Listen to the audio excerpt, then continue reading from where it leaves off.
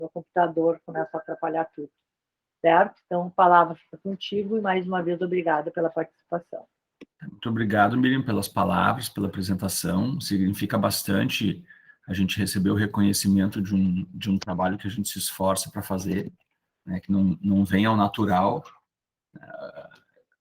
é fruto de um penso, de um esforço, muitas vezes de um trabalho de convencimento, né, que nós temos que convencer as pessoas das nossas ideias. E eu fico muito feliz de ter sido lembrado para dar essa aula mais uma vez aqui no PPG Odonto. A gente já deu essa aula em algumas outras oportunidades, o professor Reston, em outros momentos, me convidou para dar essa aula, e agora, novamente, fui convidado. Eu estou sempre à disposição do programa para poder fazer essa apresentação. A disciplina é técnicas laboratoriais, né? E eu queria dizer antes, pessoal, que a qualquer momento vocês podem interromper, tanto no oral quanto no escrito aqui, para a gente poder interagir em relação ao conteúdo, tá? Então, eu vou passar um pouco para vocês o conhecimento que eu desenvolvi de técnicas laboratoriais de pesquisa, que é o foco aqui do programa de pós-graduação, né? A pesquisa. Posso falar também da parte acadêmica, como a Miriam salientou ali, sobre o ensino de dentística, sobre o uso da pesquisa na graduação, em termos de trabalho de conclusão de curso, algumas pesquisas que a gente já desenvolveu e publicou, outras que a gente vem desenvolvendo, que são de métodos laboratoriais também, mas o que eu vim trazer para vocês hoje vai ser um pouco mais a experiência que eu fiz no meu doutorado, tá? Então, aqui um pouquinho sobre mim, né? Estou lá no meu Lattes. Essa foto aqui é antiga, eu atualizo ele com frequência, né? O professor de pós-graduação tem que estar com ele sempre atualizado. Mas eu estou lá no Lattes, né? Me formei em Passo Fundo, lá em 2001. Agora, em dezembro, eu faço 20 anos de formado, que passou assim, ó, voando, tá? Fiz o mestrado aqui na UBRA, entre 2003 e 2004, onde eu fui orientado do professor Adair Busato, e trabalhei com, basicamente, materiais dentários, né? Voltado para a dentística. E aí, quando eu terminei o mestrado, eu queria alguma coisa a mais, eu queria pesquisar célula, eu queria pesquisar biologia, né? Eu estava, na época do mestrado, a gente assistia muito as palestras da professora Marisa Maltz, e ela estava trabalhando muito com a cariologia e a resposta celular das células da polpa a diferentes tratamentos do complexo dentino-pulpar, e fazia análises histológicas, né?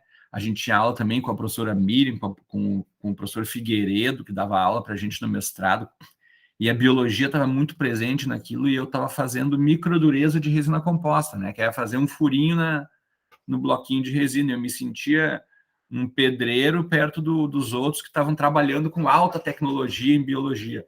E eu queria trabalhar um pouco com isso, com biologia, com célula, com uma resposta, né, a uma intervenção celular. E aí surgiu a oportunidade de eu fazer esse doutorado em genética aqui na UBRA também, só que não na Odonto, lá no programa que hoje é o PPG Biossaúde, na época se chamava PPG GTA, Genética e Toxicologia Aplicada.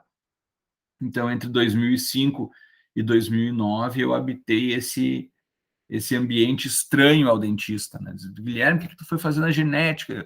Nem sei eu o que eu fui fazer na genética também, mas, né, foi uma experiência, foi pensar fora da caixa. Eu acho que muito disso que a Miriam falou, que eu inovo, né, ou que eu faço alguma coisa diferente, é por já ter pisado lá fora da caixa e me obrigado a aprender uma área nova e aproximar a dentística de uma área diferente e aproximar uma área diferente da dentística também, porque eu fui fazer o doutorado em genética, mas não saí da odontologia, né?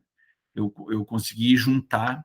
Então, quando a gente faz essa experiência de sair da nossa zona de conforto, isso traz um benefício não só no momento, é um benefício de penso, é um benefício de ação ao longo do tempo. Hoje, esse programa se transformou no PPG Biossaúde, né, que continua ativo ali na UBA. Assim eu penso, tá? Então, um pouquinho da minha formação. Eu estou aqui também no ResearchGate, O ResearchGate, não sei se vocês conhecem. Se vocês não conhecem, eu sugiro que vocês procurem lá na internet esse aplicativo e se cadastrem. O ResearchGate, ele é o Instagram ou o Facebook dos nerds, né? A rede social dos nerds, principalmente dos que gostam de pesquisa.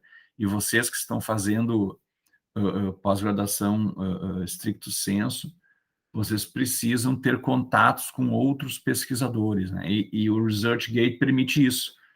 Antigamente, para a gente ter contato com os pesquisadores, a gente tinha que ir para o SBPQO, né? Ia lá no SBPQO, em Águas de Lindóia, apresentava o trabalho, se hospedava num hotel bem carinho, por sinal, e ali tu tinha todos os pesquisadores do Brasil apresentando seus trabalhos e tu conseguia interagir diretamente com eles, ver a pesquisa, ler o pôster e perguntar pro pesquisador o que ele tinha feito de diferente. E agora a gente tem o ResearchGate, né? O ResearchGate permite isso do mundo inteiro. Então, tu pode ir seguindo as pessoas, tu pode mandar mensagem, tu cadastra ali as tuas publicações. Então, é uma forma bem interessante de tu fazer uma interação científica diretamente com o pesquisador. E vocês que vão estar desenvolvendo um projeto, né, um trabalho de intervenção, uma pesquisa, a gente achar alguém que fez uma pesquisa semelhante, um autor que tu viu que é base para o teu projeto ou para a tua pesquisa, para o teu trabalho, tu consegue ir buscar ele no ResearchGate e muitas vezes mandar uma mensagem diretamente para ele sobre uma dúvida que tu tenha a respeito do trabalho que ele publicou, ou alguma informação que tu queira, um questionário, ou algum detalhe sobre um método. Então isso facilita muito. Tem o ResearchGate, ele tem um aplicativo para iOS, eu acho, que quando eu tinha o iPhone eu conseguia ter o aplicativo dele, mas para o Android não tem, mas tu pode acessar ele direto do desktop. E ali ele te dá assim, ó, quantas pessoas leram o teu trabalho, né, na última semana, no último mês, quantas pessoas citaram, como que é a tua publicação em relação aos demais membros do ResearchGate, te dá um score aqui de como se fosse um RH, né, Miriam? Um score de quantas pessoas estão lendo e citando o teu trabalho. Esse aqui também é uma foto mais antiga, faz tempo que eu não entro lá, mas é bem interessante essa rede social.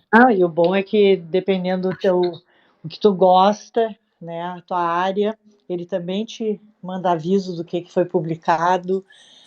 Os colegas entram em contato contigo pedindo, né, para te disponibilizar alguma publicação tua que não está disponível na rede. É bem bacana. Bem legal mesmo, tá? Então, aqui, para quem quiser conhecer um pouco mais sobre o meu trabalho, eu tenho até trocar essa fotinha aqui de quando eu tinha 20 e poucos anos, né? Agora os cabelos estão grisalha, abaixo grisalha. E aqui, então, lá no programa que eu fiz de doutorado, tinha 3 grandes áreas, né? Que era a oncogênese e a mutagênese, a outra área era bioquímica e genética de doenças humanas, e a outra era células-tronco e terapia celular. Eu queria trabalhar aqui no 3, né? Células-tronco e terapia celular, só que a minha orientadora trabalhava no oncogênese e mutagênese, aí a gente teve que trabalhar com aquilo que o orientador desenvolvia com mais facilidade. Então, o que eu vou mostrar para vocês são métodos laboratoriais que são aplicados em oncogênese e mutagênese, tá? Porque, assim, a grande maioria dos estudos que são feitos em termos de biocompatibilidade utilizam testes de viabilidade celular, né, que são os chamados testes de citotoxicidade.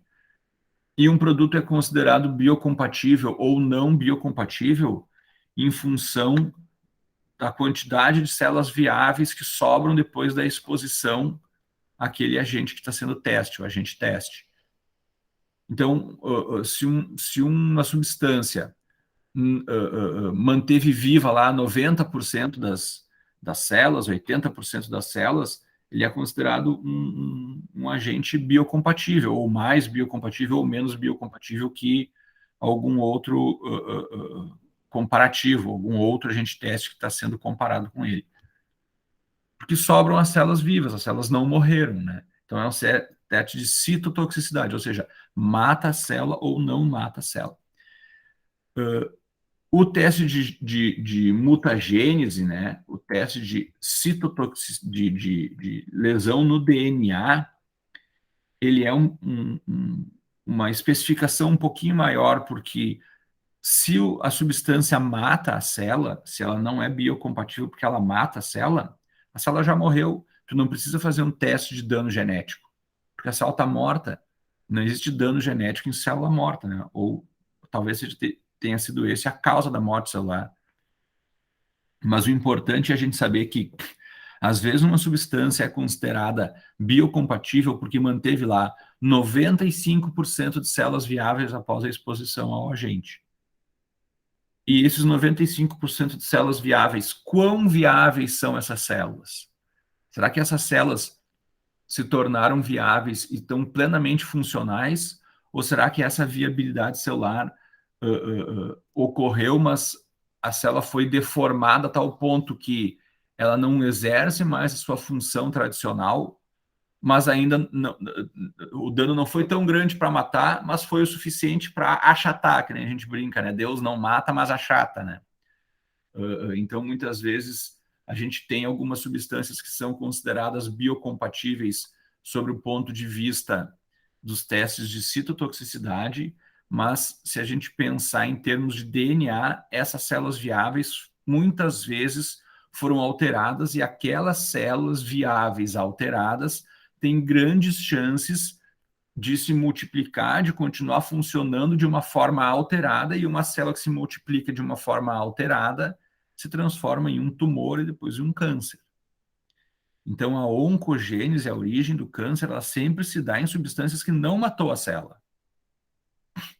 É uma substância que, num primeiro ensaio de citotoxicidade, foi considerado biocompatível.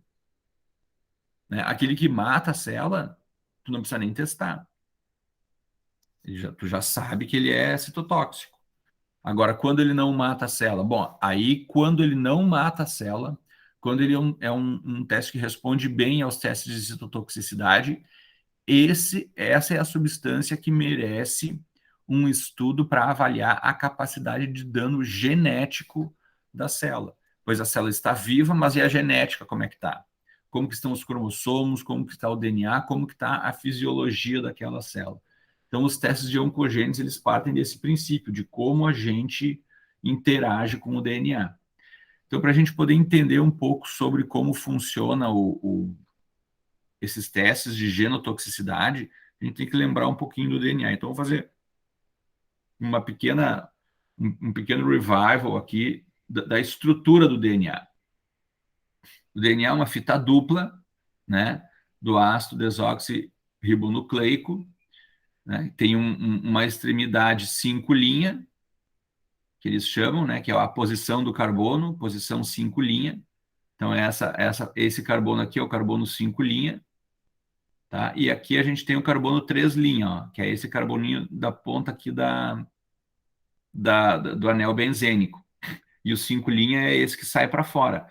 Então, esse aqui é um sentido da estrutura da fita. A fita tem um sentido, aqui é o sentido 3', 5', porque o 5' fica para cima, o 3' para baixo. E lá é ao contrário, ó.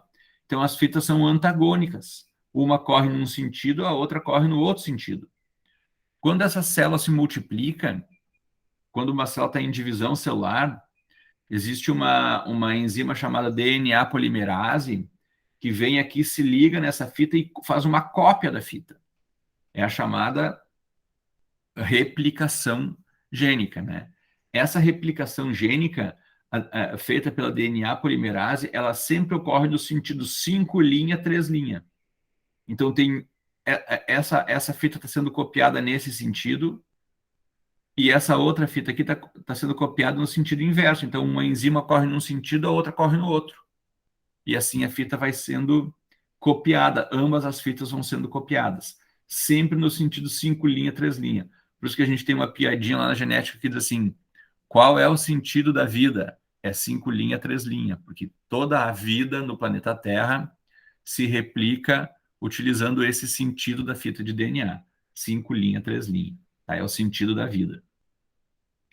Então, a gente tem uma fita que corre num sentido e a outra que corre no outro, formada por um fosfato e um açúcar, que é a desoxirribose e o fosfato, né? Que liga uma desoxirribose à outra. Tá? No RNA é uma ribose e aqui é uma desoxirribose pela presença de um oxigênio, né? Ali na extremidade do anel benzênico. Entre uma fita e outra, existem, então, as bases nitrogenadas. Tá?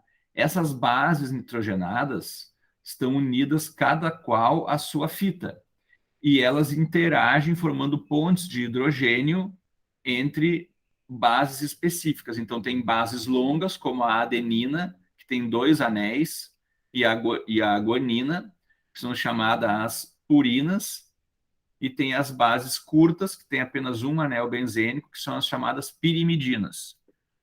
Então, sempre a gente tem uma purina pareando com uma pirimidina, né? Uma pirimidina com uma purina.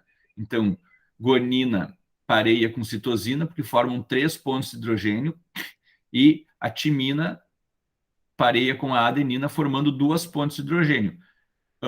Elas não conseguem parear uma com a outra pela questão chave-fechadura, né? Essa daqui tem 3 pontes, precisam de uma outra que tenha a capacidade de formar 3 pontes.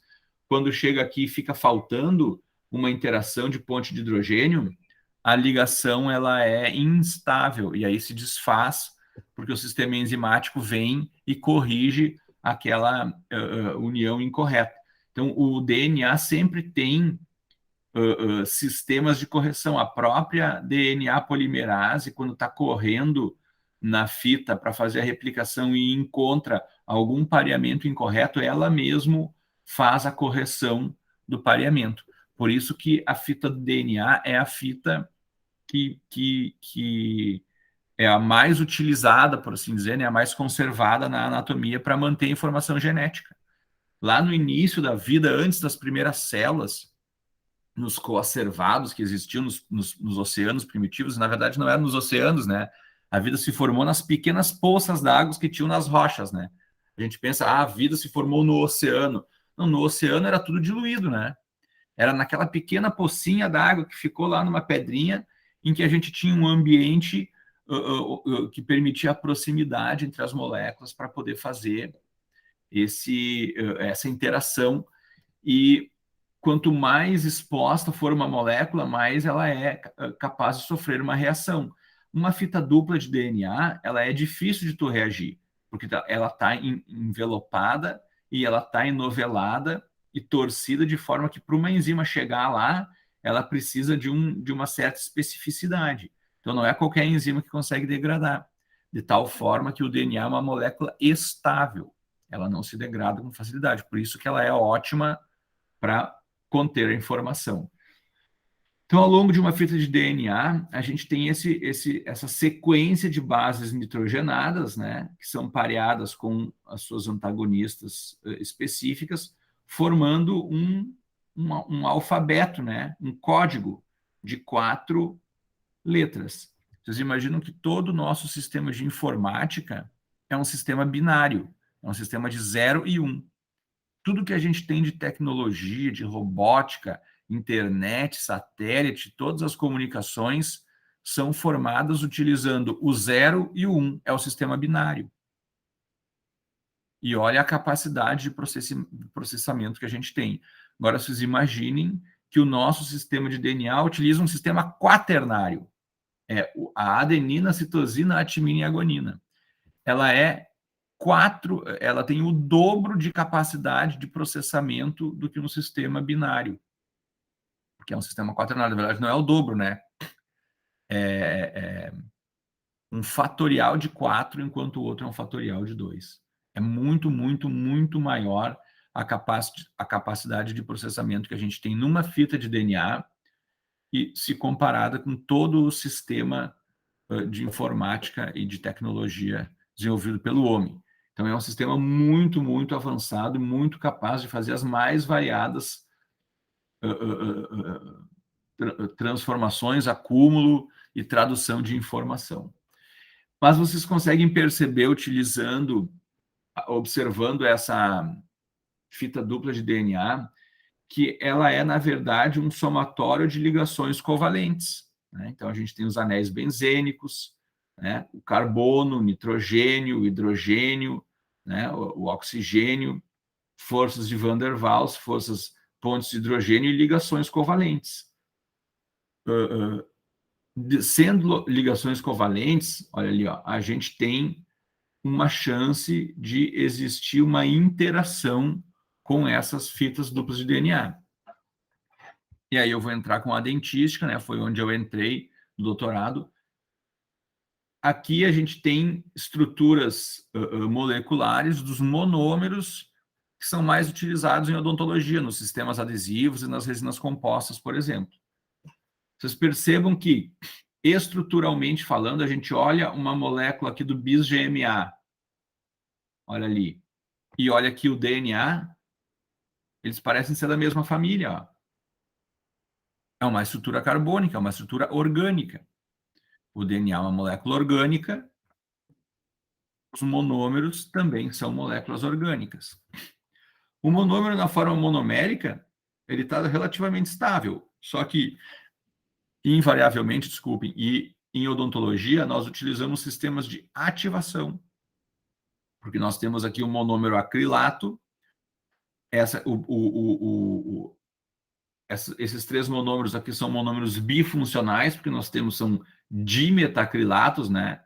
Dimetacrilatos, porque tem 2 acrilatos, um acrilato numa extremidade da molécula e outro na outra extremidade, então uma ligação dupla de carbono, ó, nas 2 extremidades das moléculas.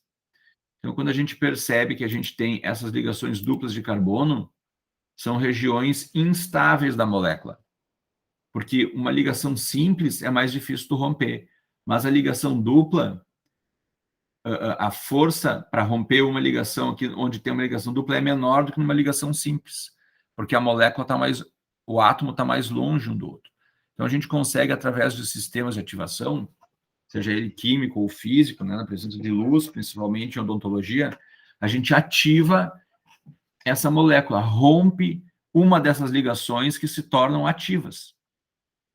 E esse carbono fica, então, com uma valência apta a reagir, se forma um radical livre. Todo monômero que a gente ativa em odontologia, via fotopolimerização, por exemplo, se torna um radical livre. E esse radical livre vai interagir com outro carbono, né, se ligando a ele para ficar estável e ativando uma outra valência no outro, que assim sucessivamente vai formando a polimerização. Caso a gente tenha um monômero que, ao invés de encontrar um outro monômero para formar um polímero, ele vá viajando dentro do tecido e encontre, por exemplo, uma fita de DNA, ele tem grandes chances de vir com aquela valência e competir com a valência aqui do grupamento fosfato, da desoxirribose, ou até mesmo com o açúcar, com a base nitrogenada, e fazer uma interação com essa estrutura do DNA. Essa interação pode ser um adendo, né? Então ele fica aderido à fita de DNA, e aí vai atrapalhar a função enzimática de replicação, de correção da fita de DNA.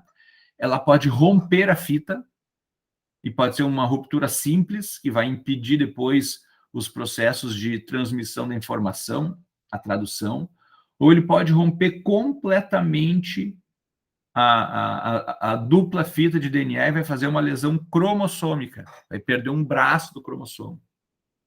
Ele pode também interagir com uma das bases nitrogenadas, impedindo que a leitura daquela base nitrogenada se dê da forma correta. Então, a proteína que seria gerada a partir dessa informação já deixa de ser alterada. Então, nós temos o dano genético, né? O dano do gene, tá? Então, quando a gente tem isso aqui só falando de dentística, né? E nem vou entrar no clareamento. Se eu entrar no clareamento, ninguém mais faz clareamento, né? E a primeira vez que eu cheguei lá na genética, falei, tem os agentes clareadores que a gente podia testar, né? E o pessoal lá adorava testar os produtos de odontologia porque tinha pouca pouco teste de genotoxicidade de produtos odontológicos. Aí fui lá, consegui com o fabricante um kit de clareamento, cheguei lá no laboratório com o kit, assim, a primeira coisa que eles pegaram a bula, olharam, peróxido de hidrogênio, me devolveram o kit e falaram assim, pode levar que não vamos precisar testar, porque está todo mundo careca de saber que peróxido de hidrogênio é mutagênico. Tá? E quem aqui tiver a oportunidade de conversar ali com o Roberto Zimmer, que é nosso doutorando e que fez a dissertação de mestrado dele lá com o professor Carlos Alberto Souza Costa, né, na Unesp, vai saber que ele fica impressionado que as pessoas fazem clareamento de forma indiscriminada, sabendo que ela altera geneticamente as células. Mas vamos voltar aqui para os nossos monômeros, que não são tão, né? Mas muito usados, muito usados. Hoje em dia não se ensina mais amálgama, não se ensina resina composta, tudo é resina, é faceta de resina. Agora tem pessoal que faz faceta sem desgaste, sem isolamento, sem... Guilherme, Oi. até te interrompendo um pouco, é inacreditável mesmo isso que tu falaste, porque eu digo para as pessoas que ele é mutagênico, tá? E aqui em casa, por exemplo, não adianta ir à casa de Ferreira Espeto de Pau, minha filha vai e faz clareamento. Ai, mãe, não enche. Sabe? É exatamente isso que acontece. E a verdade é que é aquilo, não é o problema, não é, na minha opinião, ele pode me corrigir, não é o dente. O problema são as células, caso da mucosa ao redor, Sim, se ele lábios, faz a mucosa esofágica. Existem trabalhos mostrando alterações em mucosa esofágica. Não, o professor André Wilding, que era o professor de radiologia da UBRA, que fez o mestrado dele lá na genética, ele fez a influência de colutórios bucais em células da mucosa jugal, e os colutórios com álcool geram alteração genética, né? Então, tipo, como é que vende, né? Bochecho oncogênico no Sim, supermercado. devia ser proibido tudo que tivesse álcool e tivesse uma indicação farmacológica, porque ele é altamente mutagênico, o álcool. Mas se a gente fizer um teste de citotoxicidade, ele é biocompatível, porque ele Sim, não ele é mata a célula. biocompatível, exatamente. Ele não mata a célula, mas geneticamente aquelas células ficam alteradas. Então, ele não necrosa o tecido, mas ele altera o tecido a ponto daquele tecido se transformar num câncer, ou ter a possibilidade de se transformar num câncer. Então, vocês percebam, ó, que a interação de um produto que é altamente utilizado em odontologia, que é a resina composta, quando ativada, tem a capacidade de interagir com uma fita de DNA e causar alterações nessa fita de DNA. Então, é em função dessas capacidades de interação que radicais livres, que a gente utiliza em odontologia, né, que existem os testes para detectar e para monitorar a genotoxicidade, ou a toxicidade ao genoma, ao DNA que a gente tem. E aí eu vou apresentar para vocês aqui 3 testes que são os testes mais utilizados para investigar a genotoxicidade, ou pelo menos os testes que a gente tem disponível aqui na UBRA. Né? Esses 3 testes dá para fazer aqui, se alguém quiser se interessar e fazer algum tipo de ensaio dessa natureza, tem como pedir ali a ajuda do professor Rafael Dil, né, professor Maurício Lehmann, e desenvolver algum teste nesse sentido, tá? Existem outros testes também, teste HPRT e testes em salmonela também, que são testes gênicos, e esses aqui são mais testes cromossômicos, tá? Mas vamos aos testes, então. São os bioensaios, né? Que são feitos tanto em células eucarióticas quanto em células procarióticas. Algumas são em vivo, são em animais, outras in vitro. Eu trouxe aqui os laboratoriais, porque são disciplina e métodos laboratoriais, né? Depois o in vivo, aí eu vou deixar lá para o pessoal que trabalha com in vivo. Eu nunca fiz teste em humanos, tá? Nem em animais. Eu participei de ensaios em camundongos, mas foi numa outra vida. Tá? E a gente tem também os tipos de dano que a gente detecta. A gente detecta mutações gênicas, quando a mutação é apenas em um gene, mutações cromossômicas, onde a gente perde partes ou um cromossomo inteiro de uma célula, e também a gente detecta eventos de recombinação mitótica. Recombinação mitótica é a troca de partes de um cromossomo com o outro quando a gente está fazendo a mitose, lá quando os cromossomos se encontram no equador dental durante a fase de mitose e os cromossomos homólogos eles ficam replicados e sofrem trocas, né? E muitas vezes essas trocas de partes do cromossomo serve como um mecanismo de reparo. Se tu tem uma fita que durante a vida daquela célula sofreu alguma alteração genética, quando ela pareia com o cromossomo homólogo, eles conseguem substituir os erros pela fita original. Então a recombinação mitótica ela é algo que ocorre na natureza de uma forma fisiológica como um mecanismo de reparo. Só que quando existe um excesso de recombinação mitótica durante os processos fisiológicos, significa que aquela célula está sofrendo muitas mutações e está utilizando demais esse recurso. E aí identifica o teste como um teste mutagênico, o agente, né? Então vocês percebam que até a gente chegar em humano existe uma escala, né? Tanto nos testes de citotoxicidade quanto de genotoxicidade. Então a gente começa, né, com testes em bactérias, né, que são testes que fazem mutações genéticas, ó.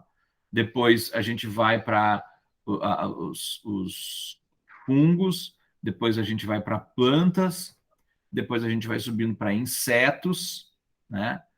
Células em cultura, células humanas, depois animais, células de mamíferos, depois em animais e depois células em humanos. Então, a gente sempre segue uma, uma linha, né, do menos simples para o mais, do mais simples para o mais complexo, sempre aumentando gradativamente. Então, uma substância que nunca foi testada, tu começa testando em bactérias, depois tu vai em fungos, depois tu vai em plantas e assim a gente vai sucessivamente. Os testes que eu vou mostrar para vocês, a gente utiliza insetos e células de mamíferos. A gente está nessa fase aqui assim. Aí aqui é testes em animais e testes em humanos. Então aqui são os métodos laboratoriais utilizando células mamárias e insetos, onde a gente vai identificar, ó, mutações gênicas, mutações cromossômicas e perdas cromossômicas, que é a aneuploidia, tá? Por que que se faz teste? O que fazer teste em planta ou insetos importa para a genética humana? Porque, por incrível que pareça, existem sistemas genômicos que são conservados na natureza. Insetos têm olhos e a gente tem olho também. Então, a genética do enxergar é algo conservado na natureza. A genética de metabolismos, certos metabolismos, são conservados na natureza.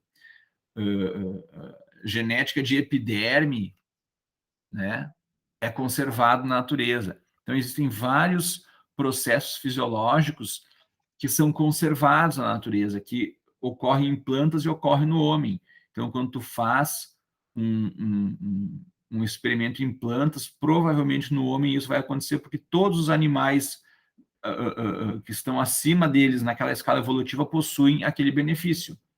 A gente vê a herança gênica, né? Mendel iniciou os estudos em genética estudando ervilhas, plantas. Ele estava nesse sentido aqui.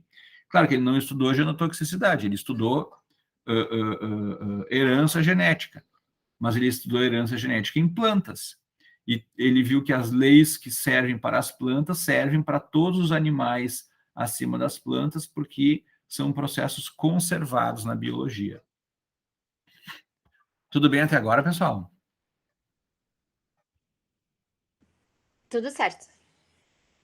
Já quando eu ficar chato demais, vocês me avisem, assim, volta para o planeta Terra, tá? Porque eu vou me empolgando aqui, vou falando. Tá? Bom, então o primeiro teste que eu vou comentar com vocês aqui é o teste do cometa.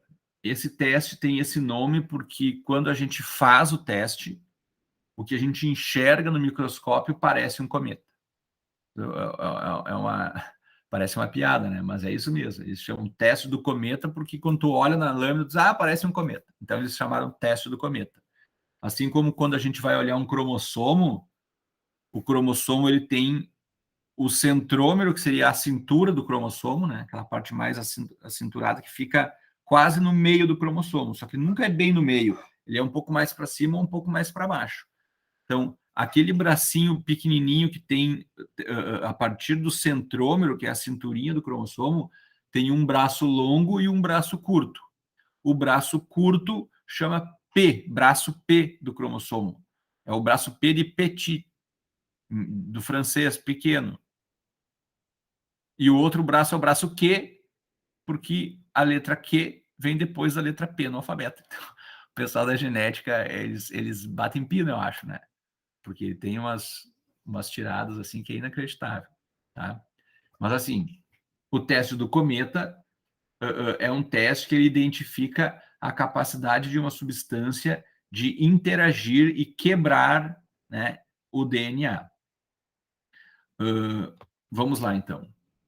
Deixa eu botar aqui. Para a gente entender o teste do cometa, a gente tem que saber que a nossa fita de DNA está dentro do núcleo, né? E ela não está esticadinha ali, que nem a gente aparecia naquelas primeiras imagens, né? Ela está toda num espiral, né? Então, essa aqui é uma fitinha no espiral, que é como se fosse a corda, ó, trançada no espiral. E esse espiral, então, tu imagina que aquela fita dupla de DNA, o espiral forma uma corda, um cordão. E esse cordão, ele é enrolado em proteínas que se chamam histonas, tá? Então, toda a nossa fita do DNA, ela dá 2 voltas numa proteína chamada histona e segue e dá mais 2 voltas em outra, e aí tem uma outra proteína que vai ali e fecha o laço, e depois vai ali, dá mais 2 voltas em outra histona, e ele fica sempre assim, ó, todo enovelado. Tá? Então, é esse novelo de DNA a forma pelo qual a grande maioria do DNA está dentro do núcleo, nessa forma novelada. Quando a gente vai fazer um teste do cometa, a gente degrada a membrana nuclear e a gente dissolve todas essas histonas, todas essas proteínas na qual o DNA está enovelado. Dessa forma, a gente expõe a fita do DNA à ação da substância teste. Então, a gente vai pegar um conjunto de células, vamos fazer uma cultura, vamos colocar dentro dessa cultura a substância teste, vamos utilizar também esses detergentes e esses sais que servem para romper o DNA, romper a membrana nuclear e também remover as histonas, e aí a gente vai permitir que ocorram quebras do DNA se a substância teste for capaz de interagir com o DNA. A partir dessas quebras, nós vamos ter mudanças na estrutura do DNA, e se tiver muitas mudanças na estrutura daquele DNA, nós vamos encontrar um halo lá na microscopia. Já vou explicar isso melhor. Então, a gente tem aqui, ó, as células estão em agarose, né? A gente remove a membrana nuclear e as histonas, e aí a gente vai ter e expõe a substância teste. Depois de exposto a substância teste, nós vamos pegar essas células aqui e vamos submetê-las à eletroforese, que é na verdade, um sistema, né, onde a gente tem um polo positivo e um polo negativo. A gente passa uma corrente elétrica por esse DNA, e o DNA tem ele é negativo. Vamos ver aqui, ó, só para eu confirmar. Cadê? O DNA ele é negativo, ele tem uma carga negativa nele, e quando passa a corrente elétrica, ele corre em direção ao polo positivo. Então, se houve muitas quebras de DNA, durante a passagem da corrente elétrica, os fragmentos do DNA vão se deslocar de dentro do núcleo em direção ao polo positivo desse dispositivo. E aí nós vamos encontrar, então, o halo. Então, vejam bem, ó. Explicando agora o teste para vocês. Nós colocamos as células num meio de cultura, num gel de agarose, aplicamos todos esses testes para fazer as quebras e a dissolução das proteínas e aplicamos a substância teste durante um determinado período de tempo. Cada substância teste, cada tipo de célula tem um protocolo definido, e se existem os livros, né, os folhetos dos protocolos, então dependendo do tipo de célula que tu vai usar, tu puxa o folhetinho lá e tem que obedecer os tempos adequadamente.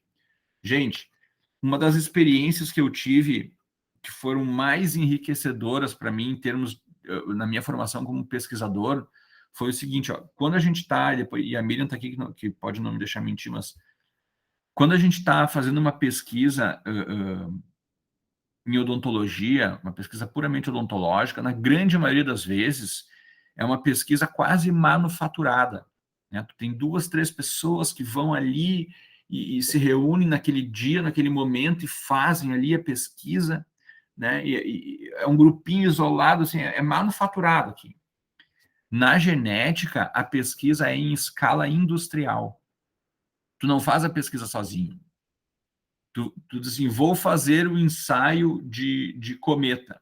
Tu tem no laboratório de genética, ali no quarto andar do prédio do hotel, ali, tem um quadro gigante com o calendário de ensaios que vão ser realizados no semestre. Então, tu vai lá e cadastra, eu vou fazer o ensaio cometa dia tal. Quando tu chega no laboratório, todo o laboratório vai parar o que está fazendo para desenvolver o ensaio de cometa. Então, tu não precisa saber tudo. Tu não precisa ter toda o teste de core. Existem os protocolos e uma pessoa só lida com o gel de agarose, a outra pessoa só lida com a eletroforese, a outra pessoa só lida com a coloração das lâminas, a outra pessoa só lida com a análise do microscópio. Então, cada um tem uma função. Isso que tu está falando é fenomenal, né? E aí a gente vê a diferença nossa, né? Que a gente, aqui no Sul, né? Seria quase primitivo perto da USP. Quando eu fui para a USP, exatamente o que o Guilherme está falando eram salas, não eram assim, no mesmo local. Tu ia para. Então, se tu ia trabalhar com RNA e DNA, era outro andar, para impossibilitar qualquer contaminação. Então, e era assim, a gente tinha box para tomar banho. Se tu tinha que lidar com algumas coisas que tua pessoa podia contaminar, tu tinha que sair, que nem o scrub que vocês estão usando, a gente tinha que tomar, lavar o cabelo, o cara ia olhar se a gente estava com o cabelo molhado, botar as toucas, botar a roupa e entrar na outra sala. Tá? Mas era um edifício, né? Só para isso. Então, assim, era outro mundo. Eu entrei naquilo por um acidente, vamos dizer, porque tive que pedir socorro para a USP, porque contaminaram as minhas amostras na PUC, e aí a minha orientadora me mandou para a USP. Não podia acreditar, né? Assim, eu não tinha 1-80, eu tinha um corredor gigantesco com uns 40, 50 -80, sabe? Então, é bem o que o Guilherme falou, né? Cada um faz uma coisa e não se cruza para evitar qualquer erro, qualquer contaminação. Então, muito provavelmente a pessoa que está lendo as lâminas, ela não sabe nem de quem é o trabalho, o que foi o cegamento, assim, ó, né? Aqui a gente, para cegar um experimento, tem que pedir por favor para alguém e para fazer a leitura, né, dos dados lá. A pessoa que lê é a pessoa que só lê, ela é treinada para ler. Ali na genética, para te fazer leitura de lâmina, tu fica 3 meses fazendo treinamento e calibragem, né? O teu capa tem que ser acima de 88 para te poder fazer leitura da lâmina, porque senão tu vai dar erro no experimento, né? Na leitura dos dados. Aí tu imagina que como é que a gente faz uma iniciação científica de 4 meses. Ali na genética, 4 meses a pessoa nem se treinou. Então, eles faziam os contratos de iniciação científica de 18 meses, porque a pessoa demorava 4 meses para se treinar. Então, realmente é outro patamar, assim, em termos de pesquisa, tá, gente? Tanto é que não existe revista, não se publica nada de genética em português. Nada, não tem nenhuma revista em português que publique dados de genética. Qualquer revista de genética é uma revista internacional e tu vai olhar, o qualis dela é top das galáxias, tá? Porque os experimentos são realmente feitos em escalas industriais. Mas voltando aqui ao nosso ensaio do cometa, nós pegamos aquela célula que a gente fez uma cultura dela, colocou lá no meio de agarose, colocou os sais, os detergentes para dissolver a membrana nuclear e as histonas, expor o DNA puro, e essas células, então, são expostas ao agente teste. E depois de expostas ao agente teste, a gente pinga uma gotinha. Aquilo ali é um pellet, né? É uma gotinha onde contém todas as células que foram expostas ao agente teste. O DNA está ali dentro, tá? A partir desse DNA, a gente espalha, né, essa lâmina ao redor essa gota ao redor da célula, tá? E a gente vai colocar isso na eletroforese. Deixa eu ver se eu tenho uma foto da eletroforese aqui. Ah, não tenho. A eletroforese, gente, deixa eu ver se eu consigo achar alguma coisa aqui, ó. Eu tinha um vídeo, só que os meus vídeos deram um problema. Eletroforese. Ó, a eletroforese é isso aqui, ó.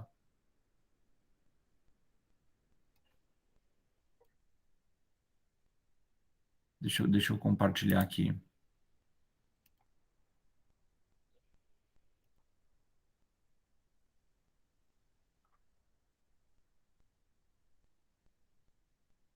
Isso aqui é um aparelho de eletroforese, ó, que tem um desenho bem bacana. Então, a gente tem lá o polo negativo, aqui tem o polo positivo. E ali tu vai colocando as lâminas, ó. Tu coloca várias, aí tem diferentes tamanhos, né? Tem de 20 lâminas, de 50 lâminas, dependendo do tamanho do teu experimento.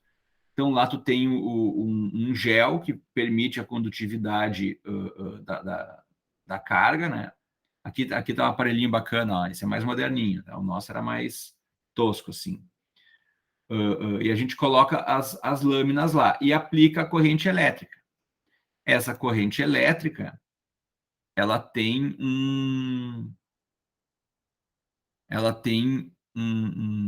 uma potência. Deixa eu interromper aqui e agora de novo. Ela tem uma potência específica, né? Vamos ver se vai projetar agora. Essa potência específica está aqui, ó.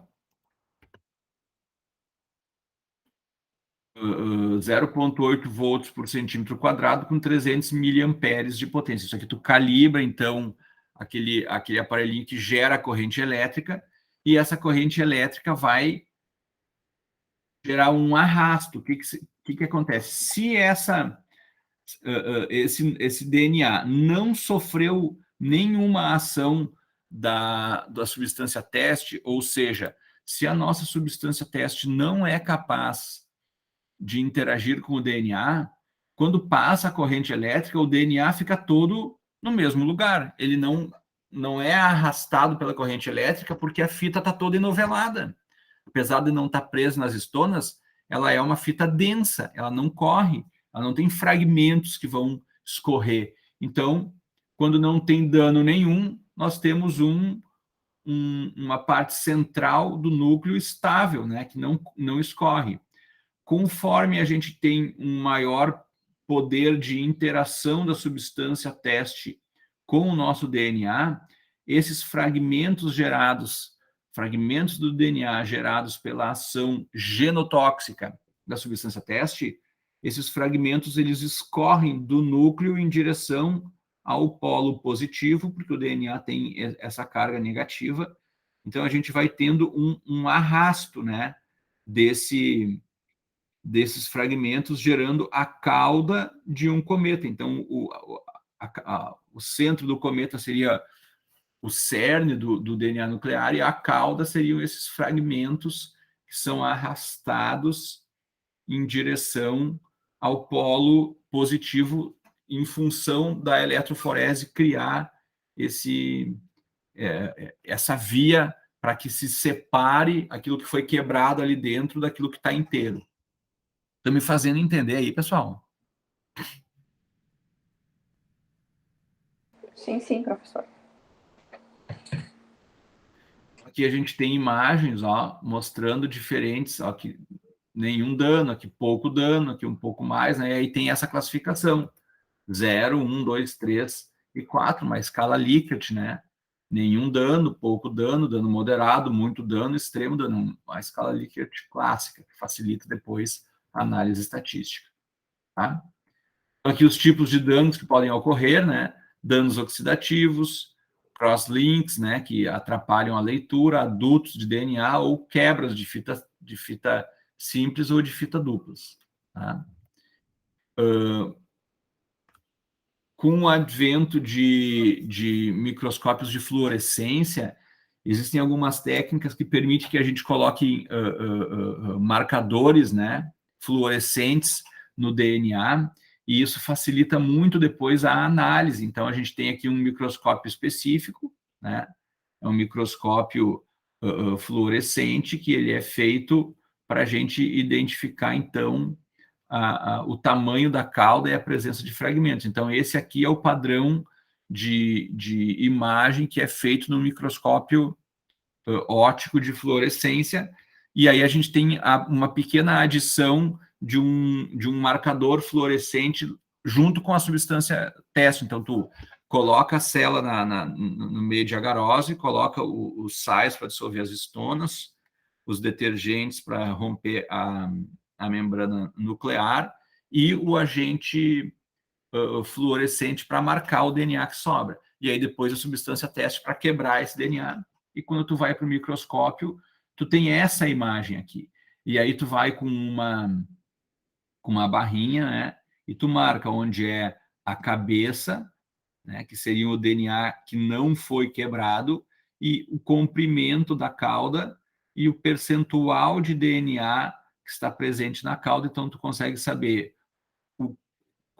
quantitativamente, né, quanto ele quebrou e a intensidade da quebra, porque se é uma cauda curta, a gente tem poucas quebras e os fragmentos são maiores. Se tem uma cauda longa, significa que foi multifraturado, ficaram fragmentos bem pequenininhos que permitiram esse arrasto maior dos pequenos fragmentos do DNA para longe da cabeça. É um ensaio bem bacana de se fazer por vários motivos. Ele consegue identificar dano e reparo, porque tu pode aplicar substâncias de reparo na célula para saber se aquela célula é capaz de reparar aquele tipo de dano ou não. Tu consegue ficar fazendo esse tipo de teste longitudinalmente para fazer biomonitoramento humano. Então, é comum fazer isso, por exemplo, existem alguns estudos com pessoal que trabalha em posto de gasolina, né? Frentista de posto de gasolina, que está muito sujeito à evaporação dos subprodutos do petróleo, gasolina, álcool, querosene, etc. Então, para saber se eles estão sofrendo dano genético, tu consegue fazer testes de cometa em células coletadas da mucosa jugal, do nariz, né, do próprio sangue, e aí tu faz esse teste um ano, no outro ano, tu vai vendo se ao longo do tempo ele está tendo um aumento ou uma diminuição do arrasto de DNA, tá? Biomonitoramento ambiental, que tu pode fazer a mesma coisa com os animais, para saber se os animais estão sofrendo alteração ou as plantas também, né? Estão sofrendo alteração gênica em função de uma modificação do ambiente, e para estudos clínicos, né? Aí tem diferentes tipos de células que podem ser usadas para fazer o teste de cometa, né? Então, aqui as células, basicamente células humanas, né? Que são utilizadas, mas tu pode fazer análise do cometa com qualquer célula animal, né? Então, dependendo, a gente, por exemplo, aqui, ó. Também, né, a gente, muitas vezes, tu compra essas células, e aí, como já são kits de células já aprovados por comitês de ética, tu não precisa nem passar o trabalho para o comitê, dependendo do teste que tu vai fazer. Porque tu já comprou aquelas células. Diferente de se tu for pegar uma célula específica, for fazer a retirada, toda essa coisa toda. Se tu vai fazer com células em cultura, que tu compra a linhagem, realmente o que a Miriam falou é uma vantagem. Agora, se tu vai ter que ir lá coletar a célula da mucosa bucal, tu tá interagindo com o ser humano, né? Tá? Então, tem diferentes tipos de células para os diferentes tipos de experimentos que a gente quer fazer para detectar dano genético. A gente iria utilizar ou uma linhagem, ou então a gente coleta células da mucosa bucal, que é onde vai estar interagindo os nossos agentes testes. Mas a gente pode pegar, por exemplo, do epitélio nasal, ou até mesmo do esôfago, né, como a Miriam falou, em relação aos agentes clareadores, tá? Esses dados são dados que são analisados em células individuais, então não é um comportamento de nível tecidual, é um comportamento de nível celular, tá? Essa é uma vantagem e uma desvantagem ao mesmo tempo, porque a gente pode ter uma célula alterada e todo o resto do tecido bem, e parece que aquele tecido está comprometido. Então, a gente não tem como inferir para o tecido o comportamento que aquela uma célula que foi analisada está recebendo. É um pequeno número de células que são analisadas, tá? Então, por isso ela não tem uma correspondência no tecido. Ela é altamente sensível, pode ser utilizada em qualquer célula eucariótica. Por ser um pequeno número de células, é um teste mais rápido de fazer. Então, ele é rápido de fazer, né? Não demora muito, ele é simples e econômico, porque não existem grandes aparelhagens. Tu precisa de pipeta, a garose, os reagentes básicos para fazer investigação ali de nível celular, uma caixinha de eletroforese, que é um produto que dá para te comprar e ter em casa, não é caro mesmo. Ninguém vai ter uma caixa de eletroforese, né? Mas o que a gente fazia era uma bacia de um topware, assim, com 2 eletrodos, era uma coisa bem tosca, assim. Não era um produto caríssimo, um investimento gigantesco, tipo um sequenciador genômico, né? Que custa uma fortuna incalculável. Não, é simples. E o que é mais caro desse sistema todo aqui é se tu resolver fazer o teste com o microscópio de fluorescência, que tu tem que investir um pouco mais no microscópio de fluorescência, que deve estar em torno de uns 15, 20 mil reais hoje em dia. E também para um laboratório de alta tecnologia que faz pesquisa genômica não é um valor tão grande assim para ser comprado, né? Então, essas são as vantagens do teste de cometa. As desvantagens é que é difícil de interpretação, porque se tu não fizer o teste com a tecnologia de fluorescência, ele é difícil de ler no microscópio, né? De saber até onde vai, até onde não vai, e os resultados, a inferência dos resultados é complicada, porque tu está analisando apenas uma célula, não é um comportamento do tecido, né? Células individuais e uma pequena amostra, certo? Mas olha aqui, ó, para mostrar que isso tudo não é viagem da minha cabeça, que nem eu digo, né? Então, existem aqui um estudo, né, ali ó, de 2010, 2011, tá? A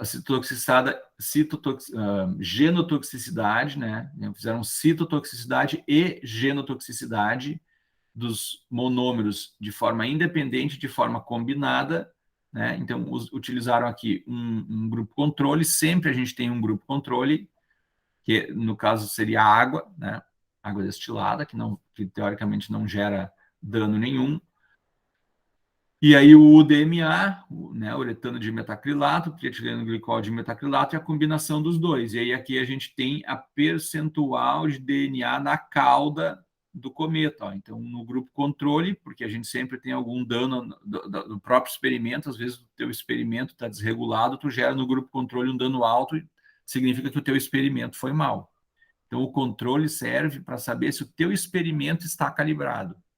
Se o teu experimento, se o teu método é capaz realmente de identificar um dano, e se aquele dano é o dano que a substância teste está criando e não é um defeito técnico do teu método. Então, o controle serve para isso. Ó. Então, a gente tem um controle com um desvio padrão pequeno, que é aquele risquinho que tem acima da barra. Ó.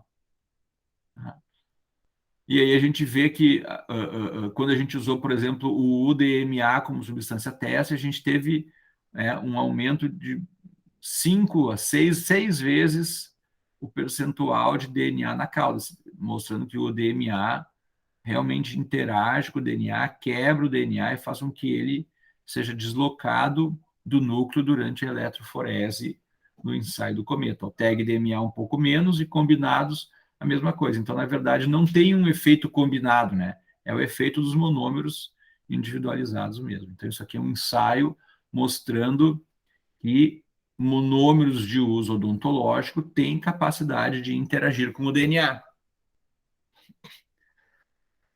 Claro que, na forma de um polímero, esses monômeros não conseguem interagir com o DNA, porque eles já interagiram com outras moléculas, com outros monômeros.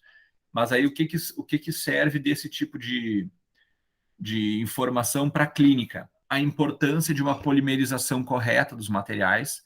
Se a gente subpolimeriza o material, se o nosso foto é ruim, se o nosso foto não ativa adequadamente, não tem a potência de luz adequada, nós vamos estar convertendo menos monômeros em polímeros, vão sobrar mais monômeros, esses monômeros vão ser liberados do material e vão ser deglutidos, vão ir para a mucosa jugal, vão ir para a mucosa esofágica e assim sucessivamente. Ou então eles vão migrar via túbulos dentinários e atingir a polpa. E aí eles vão prejudicar o desempenho da polpa como um tecido, eles vão envelhecer celularmente a polpa. E aí aquela polpa, frente a uma agressão que normalmente ela iria conseguir responder adequadamente, entra em algum tipo de ou necrose, ou degeneração, ou até mesmo um processo inflamatório. Tá? Então... E que a gente retorna àquela situação de 1990 e alguma coisa, de botar todos os forradores cavitários no lixo. Você lembra? O problema ali não era ataque ácido em pompa. O problema ali era o monômero entrando via túbulo dentinário e atingindo a polpa. Exatamente. Lembra? Então, hoje... Hã? Eu estava na faculdade nessa época que estava essa discussão. Novinho ainda! Isso aí deu muita endo para endodontista depois. Hoje em dia, o que a gente tem em corrente, né?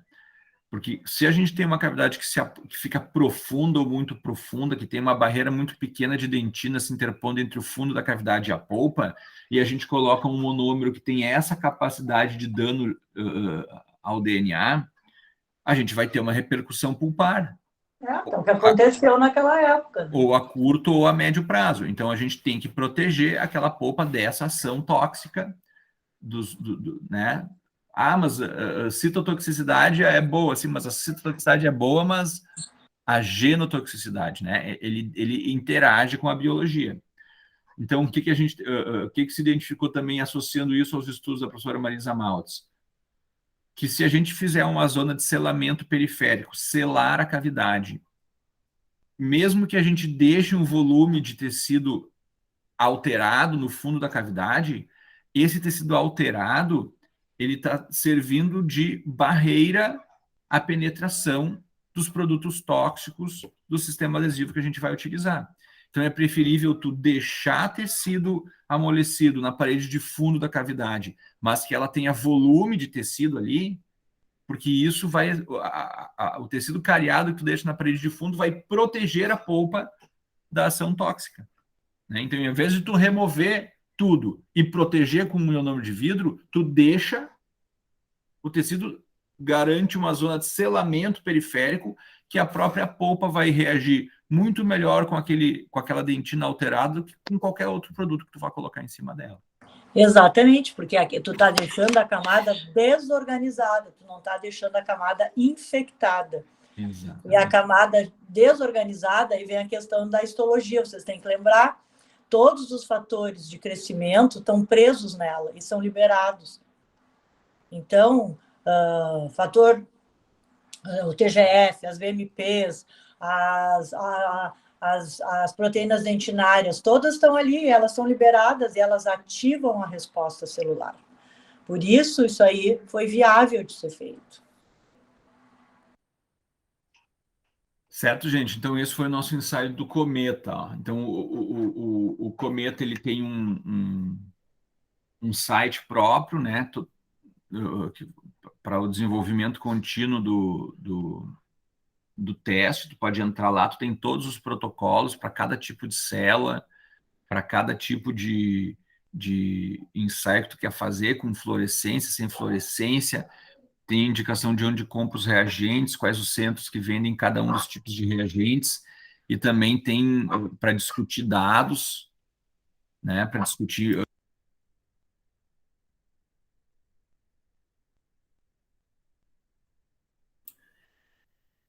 E aí, então, como eu falei, né, na genética a gente tem uma pesquisa de nível industrial, gente, é uma colaboração internacional.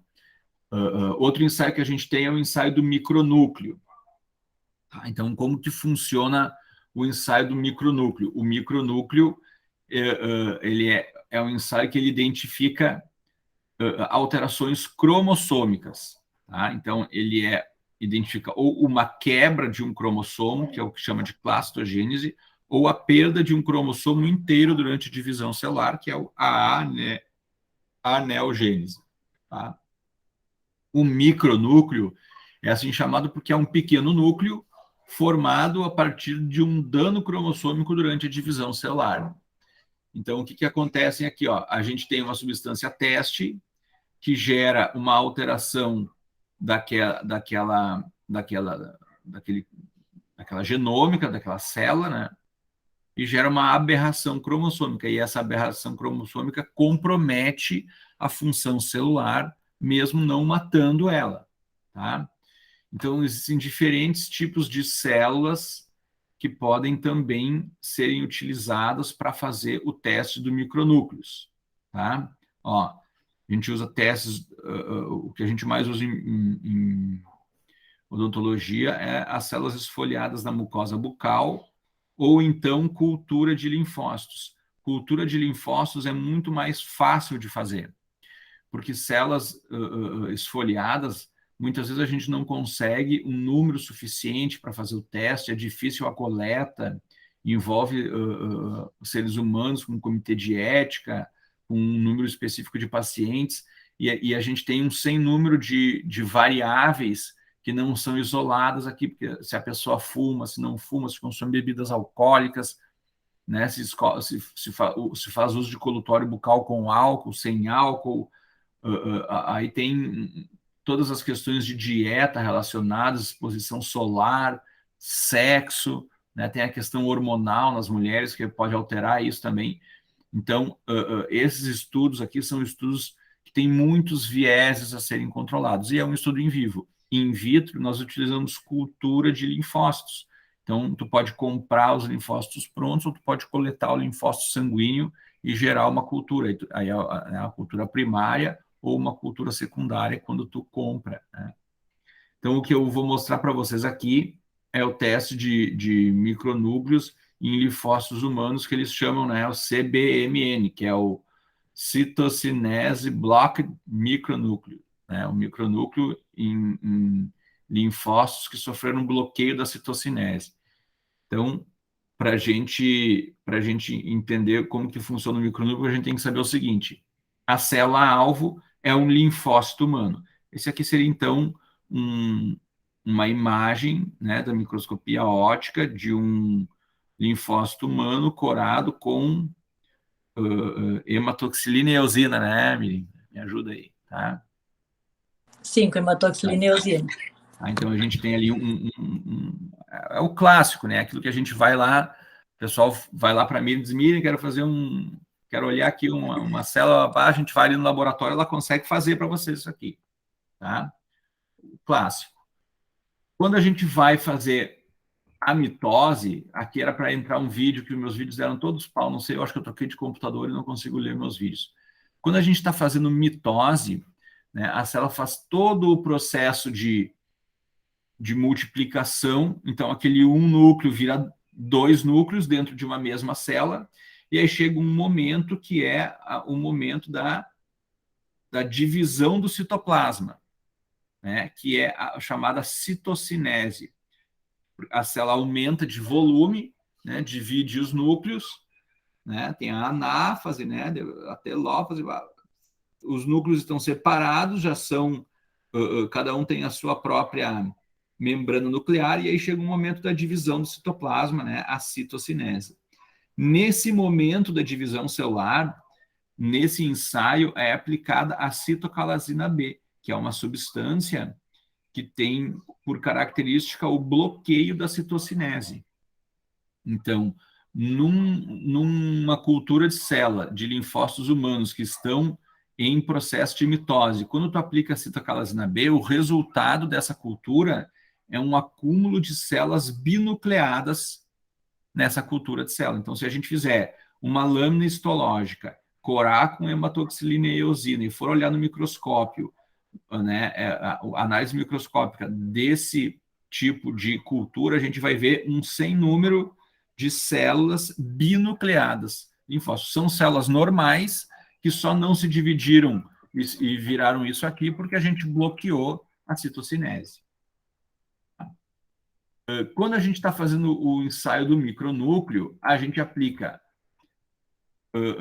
um pouco antes da citocalasina B a substância teste. Então, se a substância teste gerou algum dano no DNA, durante a divisão celular, o que vai acontecer? Ó? Quando a anáfase, né, for separar para os extremos da célula os cromossomos e fazer os respectivos núcleos, sobram ou cromossomos inteiros, no caso da neogênese, ou fragmentos de cromossomos, no caso da clastogênese. Eles não sofrem a ação adequada dos telômeros, que é quem faz, né, o processo de migração do DNA para os polos, e aí formam os micronúcleos, né?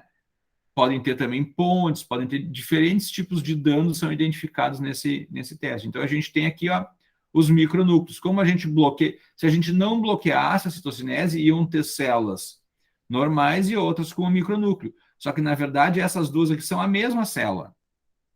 Será que esse micronúcleo não é, o conteúdo dele não era o cromossomo que estava nessa daqui?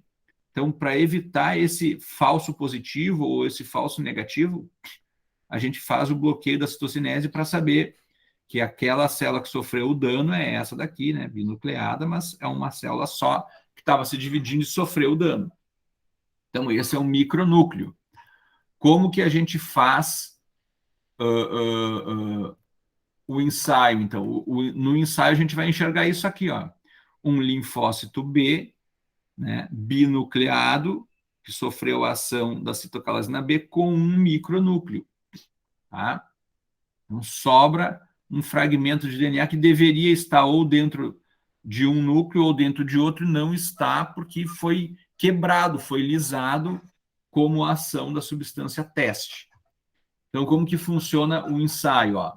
A gente vai fazer uma cultura aqui, essa cultura fica na estufa ali por 24 horas, durante 37 graus, com 5% de saturação de CO2, de gás carbônico. Aí a gente aplica o agente teste. Esse agente teste vai agir durante 20 horas, que é o período do ciclo mitótico que está ocorrendo, né, a divisão celular desses agentes. Daí é importante o controle do ciclo, né? Saber quanto tempo demora o ciclo mitótico. Tem umas células mais rápidas, outras mais lentas.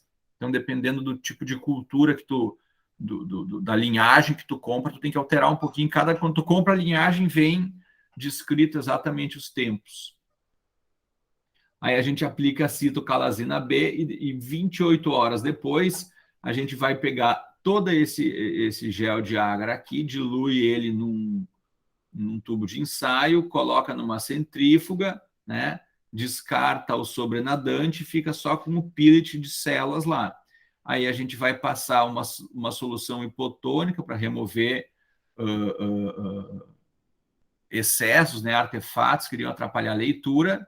Vamos fazer uma fixação das células, aplicar numa lâmina, vamos fazer uma coloração dessa lâmina, lavar, e aí está pronta para leitura no microscópio óptico.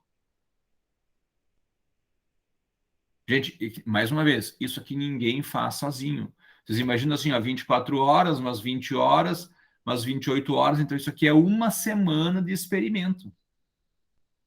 Né? A gente tem que cuidar para não fazer isso aqui cedinho, 24 horas, depois mais 20 horas, tu tem que pensar assim, ó, a hora que eu vou começar. Se tu começar isso aqui na sexta-feira, tu vai vir no domingo fazer experimento. Então tem que pensar, quando que tu vai começar? Vou começar na sexta. Não dá, né?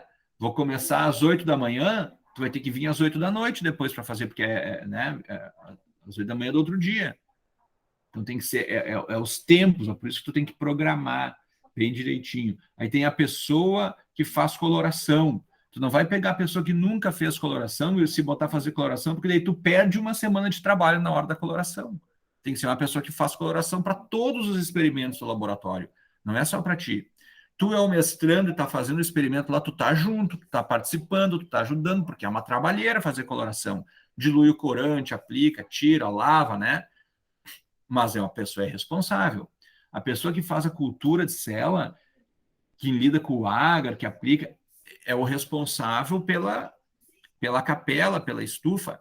Não é eu que chego lá e saio fazendo que nem louco todas as etapas, assim.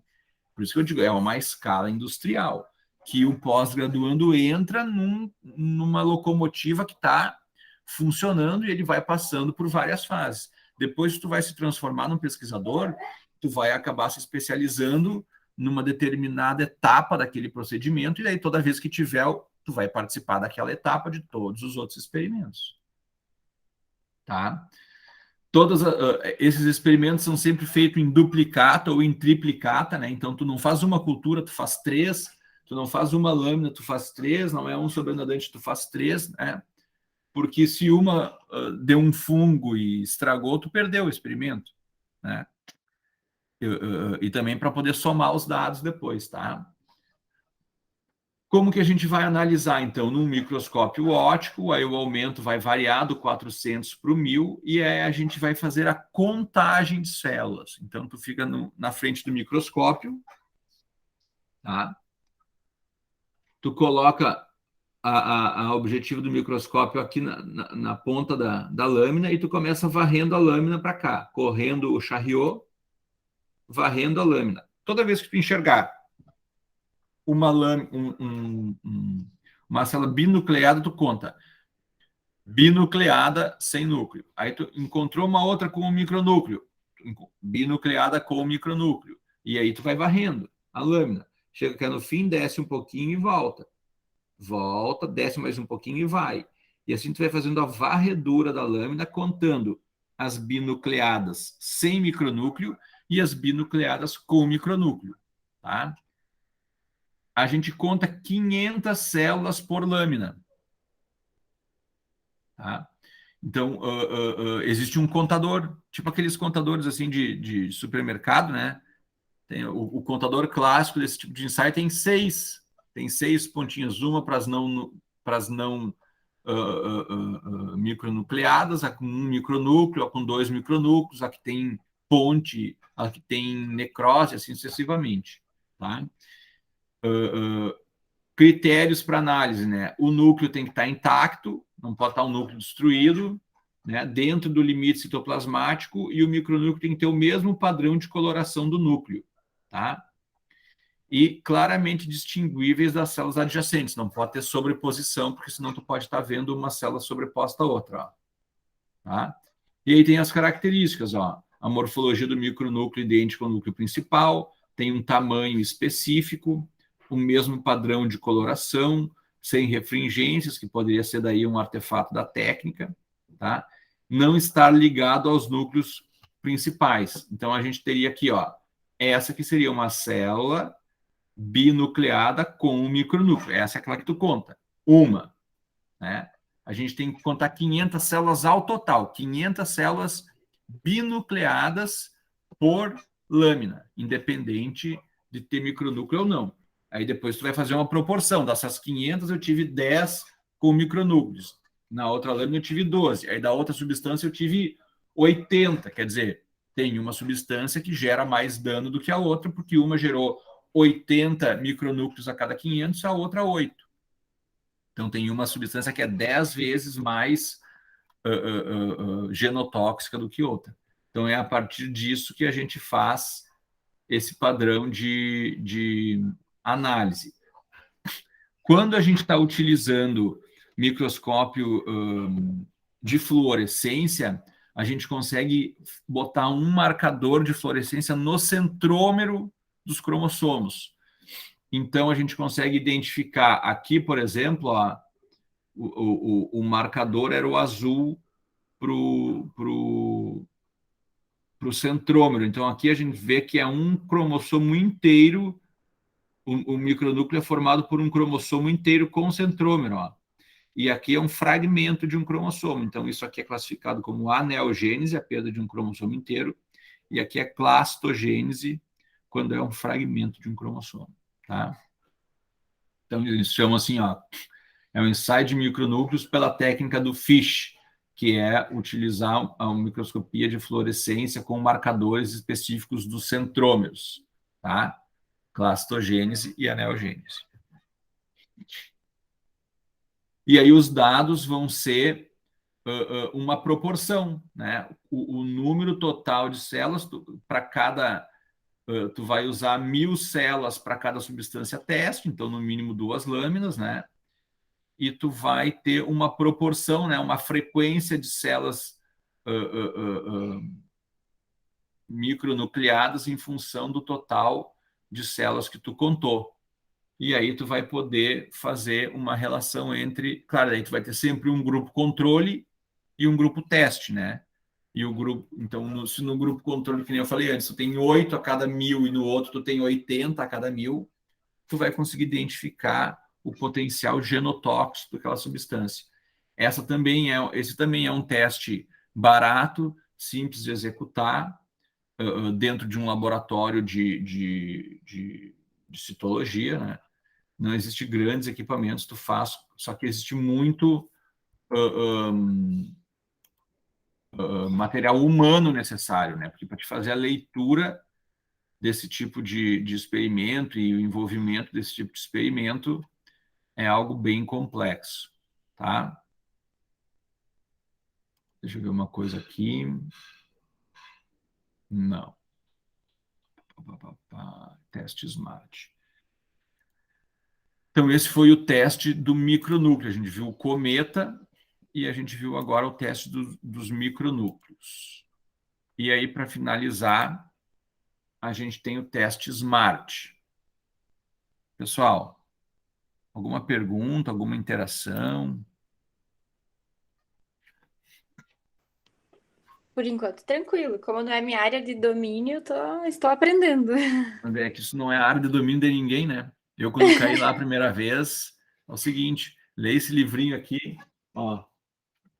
Esse aqui foi o livrinho que eles me deram para eu ler, ó. Meu Deus. Biologia celular da célula. Ah, leia esse livrinho. Você não tem algum livrinho base para eu ler, para eu poder entender melhor o processo? Tem esse aqui, ó. Que maravilha. Tá, que legal. Então, a gente vai se esforçando, né? Tem que ler também tive que ler os de histologia, né? Depois tem os de biologia humana, né? Os de genética humana, que não sei onde é que estão agora. Que sacanagem, perdi o meu genética humana. Acho que a gente foi cada vez mais interagindo com o assunto, né? Até que a gente pudesse ter um entendimento um pouquinho melhor a respeito disso tudo, porque foi bem complicado, né? Ó, aqui teve um outro bacana lá, para quem gosta, que é a biologia celular e tecidual. Tá? Ah, bem legal. Prof. Esse aqui é Guilherme, mais... deixa eu até aproveitar um gancho. Eu te acompanho muito nos podcasts lá do Spotify, do Maravilhoso Mundo da Uhum. Dentística. E seria bem interessante falar alguma coisa, não sei, eu estava pensando aqui, né, a respeito dos materiais odontológicos que apresentam citotoxicidade, alguma coisa nesse sentido. Acharia bem legal. Inclusive, eu indiquei um dos seus podcasts, foi meu assunto de prova dos meus alunos aqui na URI, então eu Ah, adoro que eles. legal, que legal, que legal, que bom saber isso aí. Sabe que a gente parou de fazer esse semestre, né? Porque a gente fazia isso no trânsito, né? A gente fazia Sim. dirigindo esses podcasts e não está mais coincidindo os nossos horários, mas eu tenho que voltar, tenho que voltar. Ah, eu acho legal, eu acompanho. Que bom, que legal. Bom, o teste SMART foi o teste que eu utilizei como modelo experimental na minha tese de doutorado, tá? Esse teste, ele utiliza a Drosophila melanogaster como animal experimental. Então, antes a gente estava utilizando células, né? Agora a gente está utilizando um animal experimental. Também não precisa de comitê de ética. Coitada das mosquinhas, né? Não sei por quê, mas tipo, ninguém está nem aí para elas. A gente utiliza aqui a Drosophila melanogaster. Para quem não conhece, a Drosophila melanogaster é a mosquinha da fruta, né? Ela lá que fica voando ao redor da banana, bem pequenininha, tá? Ela não é uma mosca que ela é coletada na natureza, elas são linhagens, assim como tem as linhagens de células, tem as linhagens de mosca, que quem trabalha com drosófila tem que ficar mantendo as linhagens, porque se tu vai comprar toda vez, custa uma fortuna, né? E não vem de qualquer lugar do mundo. Teve uma vez que uma das alunas de iniciação científica, existem, acho que umas 6 linhagens diferentes ali na Ubra.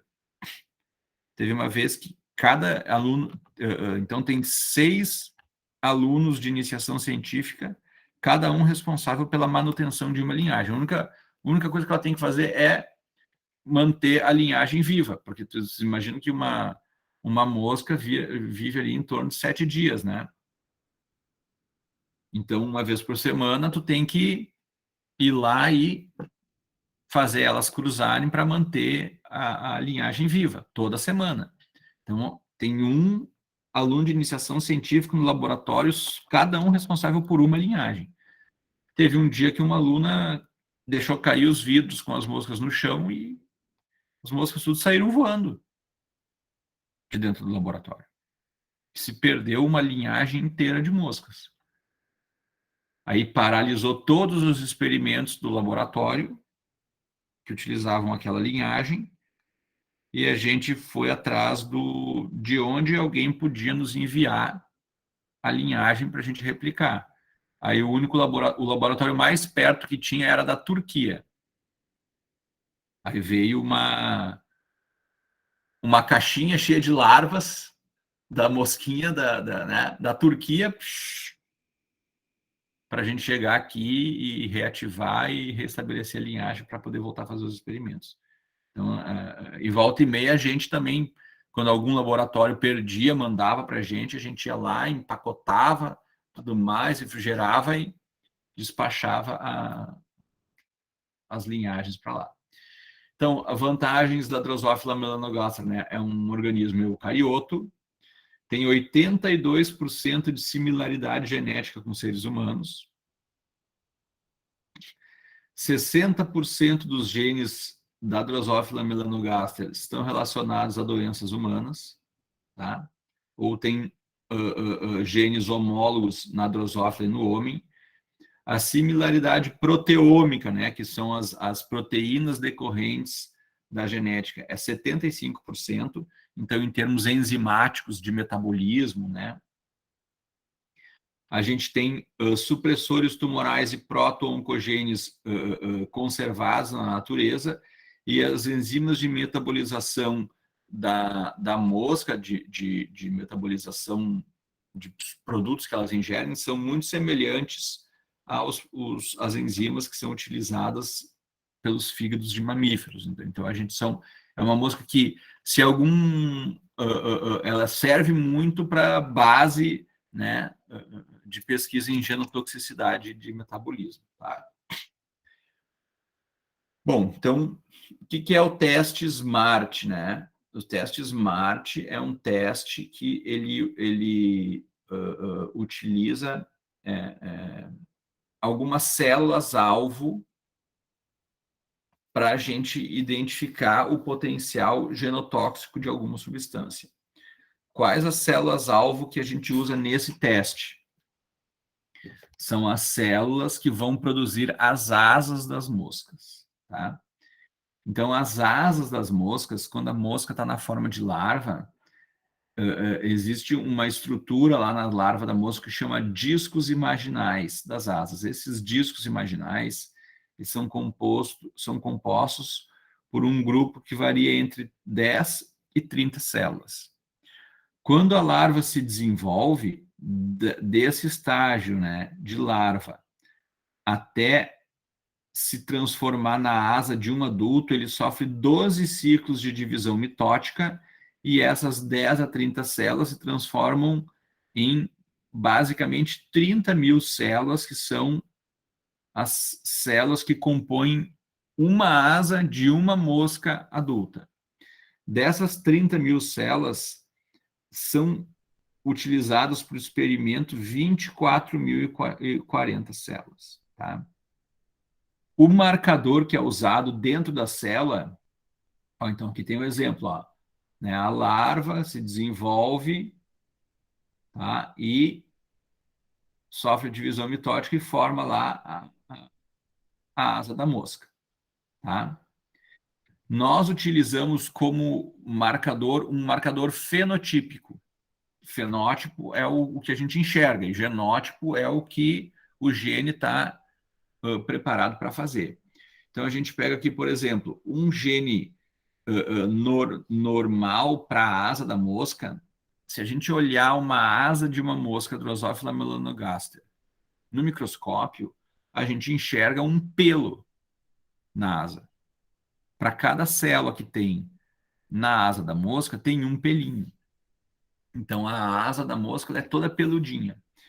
Um gene normal, um gene não alterado, utiliza um alelo dominante que gera um pelo que a gente chama pelo normal, um pelo único, um para cada célula.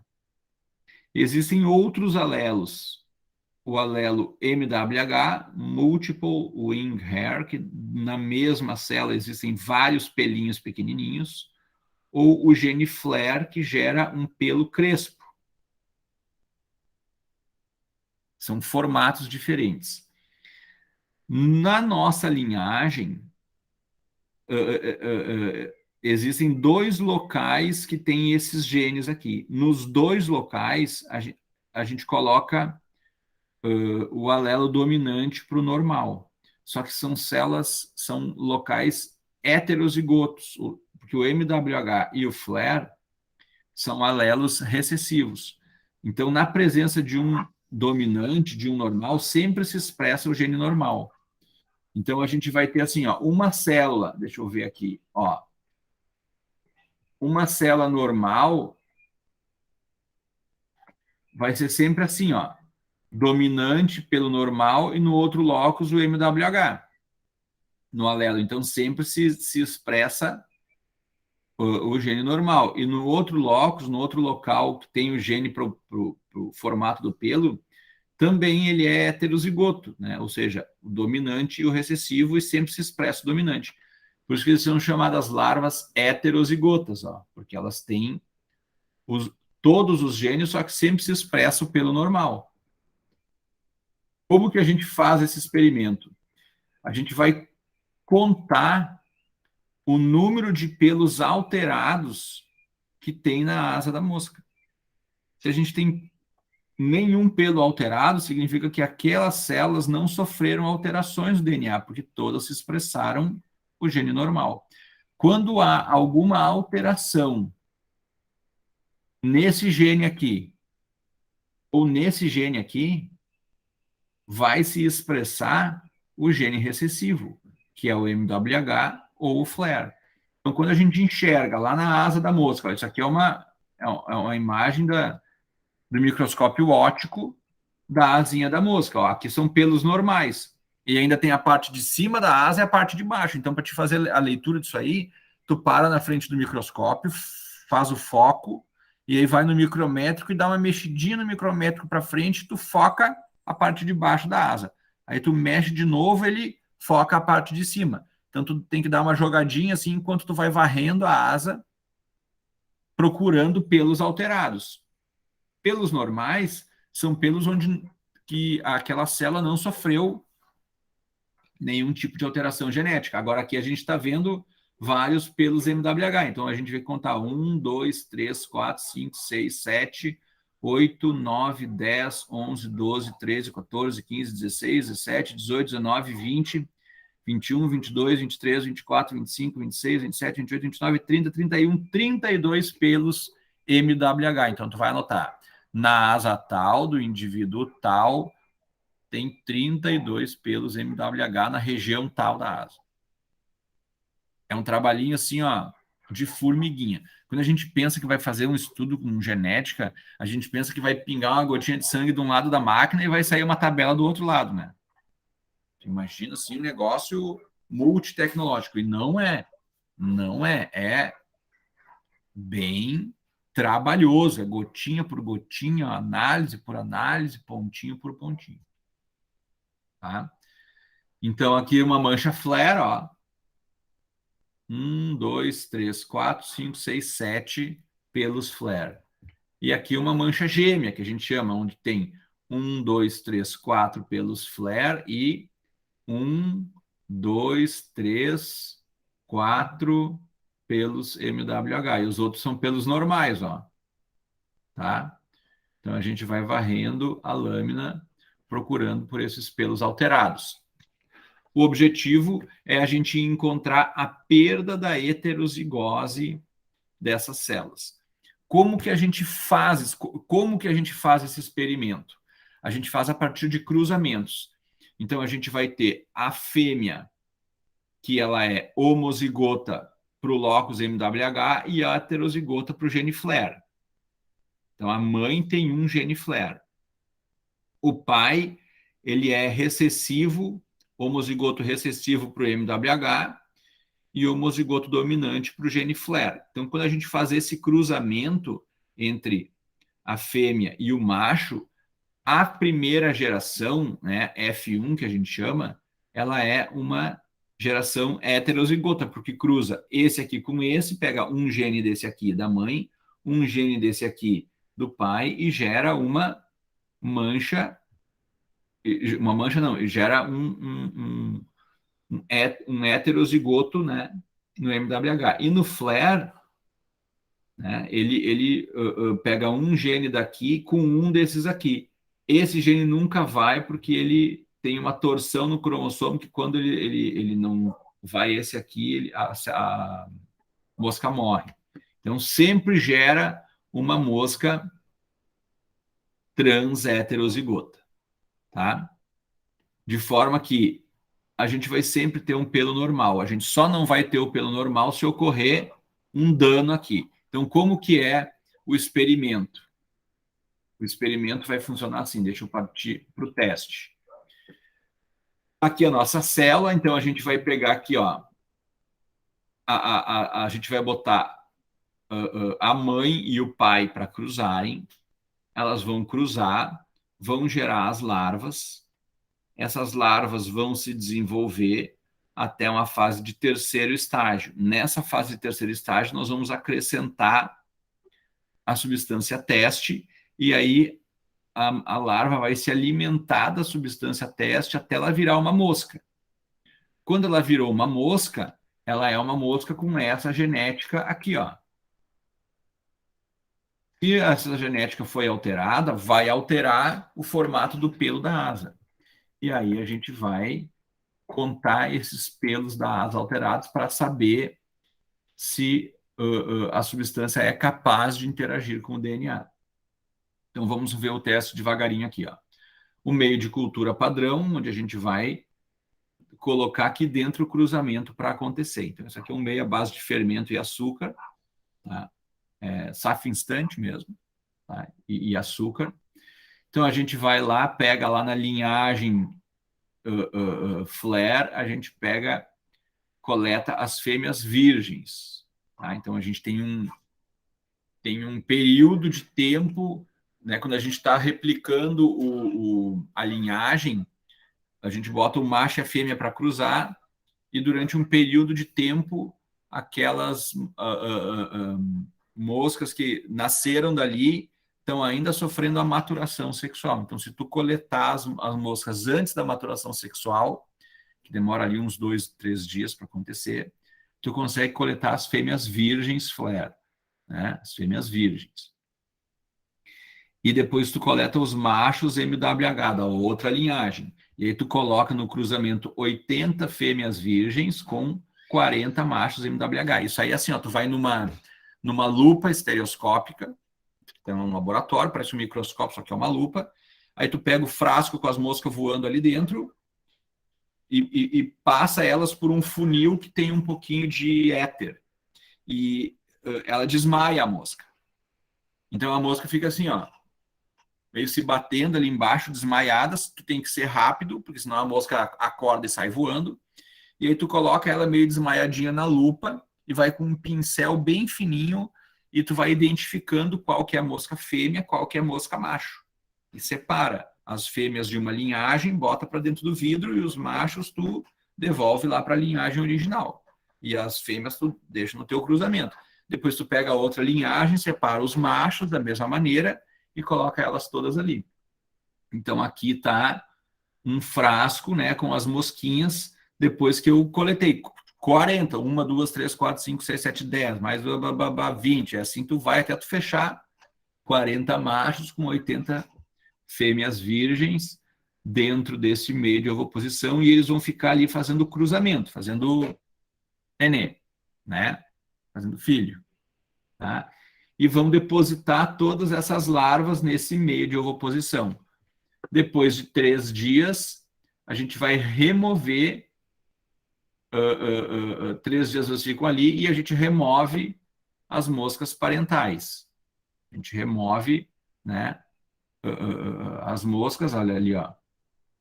Elas cruzaram, colocaram ali a F1, que é quem a gente quer testar, que são as heterozigotas. E aí a gente vai coletar essas larvas depois que elas atingiram o 3º estágio, 3 dias depois. Então, entre o começo do experimento e coletar a lâmina é 1 semana de experimento, só para chegar aqui na larva que eu vou usar no meu experimento. Aí a gente dissolve todo aquele meio de cultura, vou dissolvendo com água, e sobram ali as larvas que vão ser o meu animal experimental. Essas larvas aqui, eu vou filtrar elas, limpar elas bem direitinho, tá ali minhas larvas bem limpinhas, ó, ali a mão enluvada, segurando, isso aqui é uma peneira, tá? Lavando ali com a pipeta, ali uma placa de cultura ali embaixo para segurar elas. E aí a gente vai colocar mais ou menos 100 larvas, que é uma colherada lá, com uma colherzinha específica, 5 ml da substância teste, em 1,5 gramas de meio específico para a drosófila. Sempre vai ter um controle positivo, que é uma substância que a gente sabe que é genotóxica, e um controle negativo, que é a água ou o solvente que a gente usa para dissolver a substância teste. Eu, como testei adesivos entinários, eu usei o Prime Bond NT, que tem acetona como solvente. Então, o meu controle negativo era uma solução de acetona. E o Single Bond era dissolvido em álcool, então eu tive um controle negativo, que era uma solução alcoólica. Aí eu tive que descobrir qual que era a concentração de álcool e de acetona em cada um dos adesivos para fazer a concentração do controle negativo, manipular o álcool, a acetona. Foi um trabalho. Olha, Deus o livre. Olhando para trás, eu tenho até preguiça. Então, fica aqui, ó. A gente coloca ali o meio de cultura. Então, aqui eu peguei o adesivo, diluí, peguei um frasco inteiro de adesivo, despejei ele todo num pote, dissolvi na acetona ou no álcool, né? Aí pegava 1,5 ml, 5 ml daquela substância, botava nesse 1,5 gramas aqui e embebia hidratava esse meio de cultura com a minha substância teste, que era a base de adesivos. Fiz a mesma coisa com os monômeros puros, bis-GMA, TEG-DMA ou DMA, então eu dissolvia o bis-GMA, o DMA no solvente e botava ali.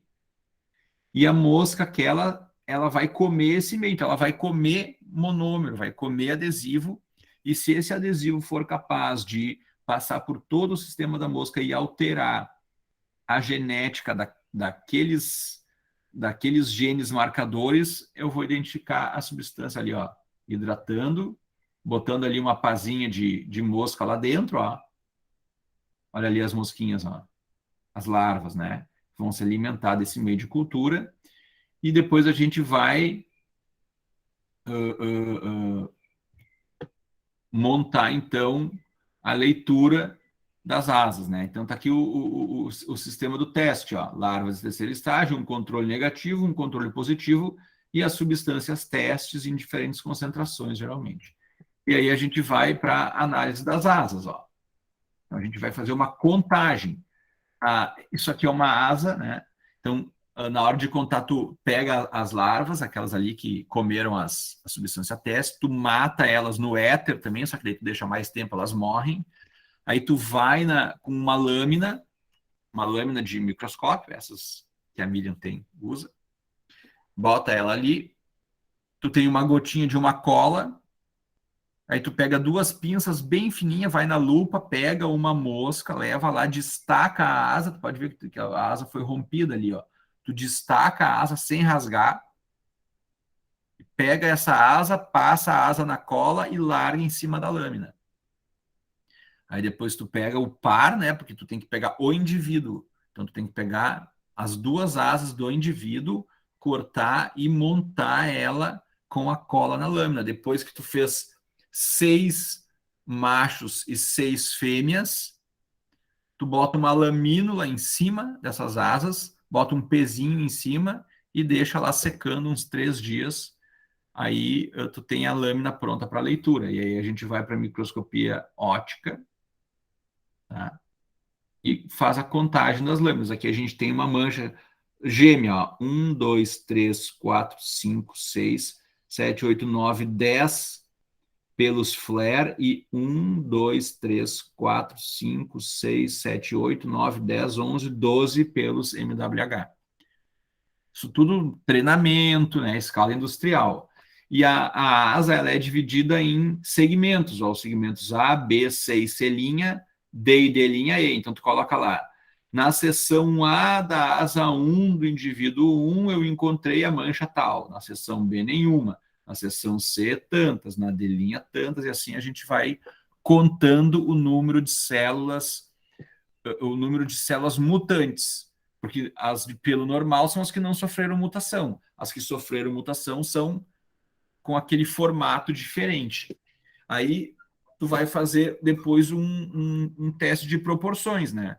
Se no teu controle negativo tu tem tantos pelos mutantes a cada 24 mil células que tu analisou, e na tua substância teste tu tem 3, 4 vezes esse valor, a tua substância ela é mutagênica ou não é mutagênica, tá? Então tem aqui diferentes fotos mostrando os diferentes tipos de manchas que a gente vai varrendo a lâmina e vai encontrando. Isso aqui são fotos da microscopia eletrônica, da microscopia óptica. É um microscópio normal. Então, se tu entrar num laboratório que está fazendo está lendo um laboratório smart, tu vai encontrar uma bancada, uns 10, 8 microscópios, todos um do lado do outro, um monte de pessoas sentadas, paradas ali, varrendo a lâmina. Tu começa assim, ó. Tu bota a ponta do microscópio aqui, ó, porque tu lê, né, só daqui para cá. Então, tu começa aqui e vai varrendo, vai movimentando o charriot e dando a mexidinha no micrométrico ali para te ver a parte de cima e a parte de baixo, a parte de cima e a parte de baixo da lâmina. E vai varrendo a seção A. varri toda a seção A, depois eu venho aqui, faço a varredura da seção B, depois C', depois C, e vou anotando num papelzinho ali do lado, cada vez que eu encontro uma mancha mutante. Eu vou anotando o tipo de mutação e o número, né? Então, se é flare, se é MWH ou se é gêmea, e a quantidade. E isso vai me determinar o potencial mutagênico daquela substância. É diferente dos outros testes que a gente está vendo assim, ó, interagiu com o DNA. Aqui não é interagiu com o DNA, aqui é todo o processo, né? Porque na outra só interagiu com o DNA, mas o que isso tem de repercussão? A gente não tem a repercussão, a gente só tem a interação com o DNA. Aqui a gente tem a repercussão da interação com o DNA, que é a alteração do fenótipo, né? Tá?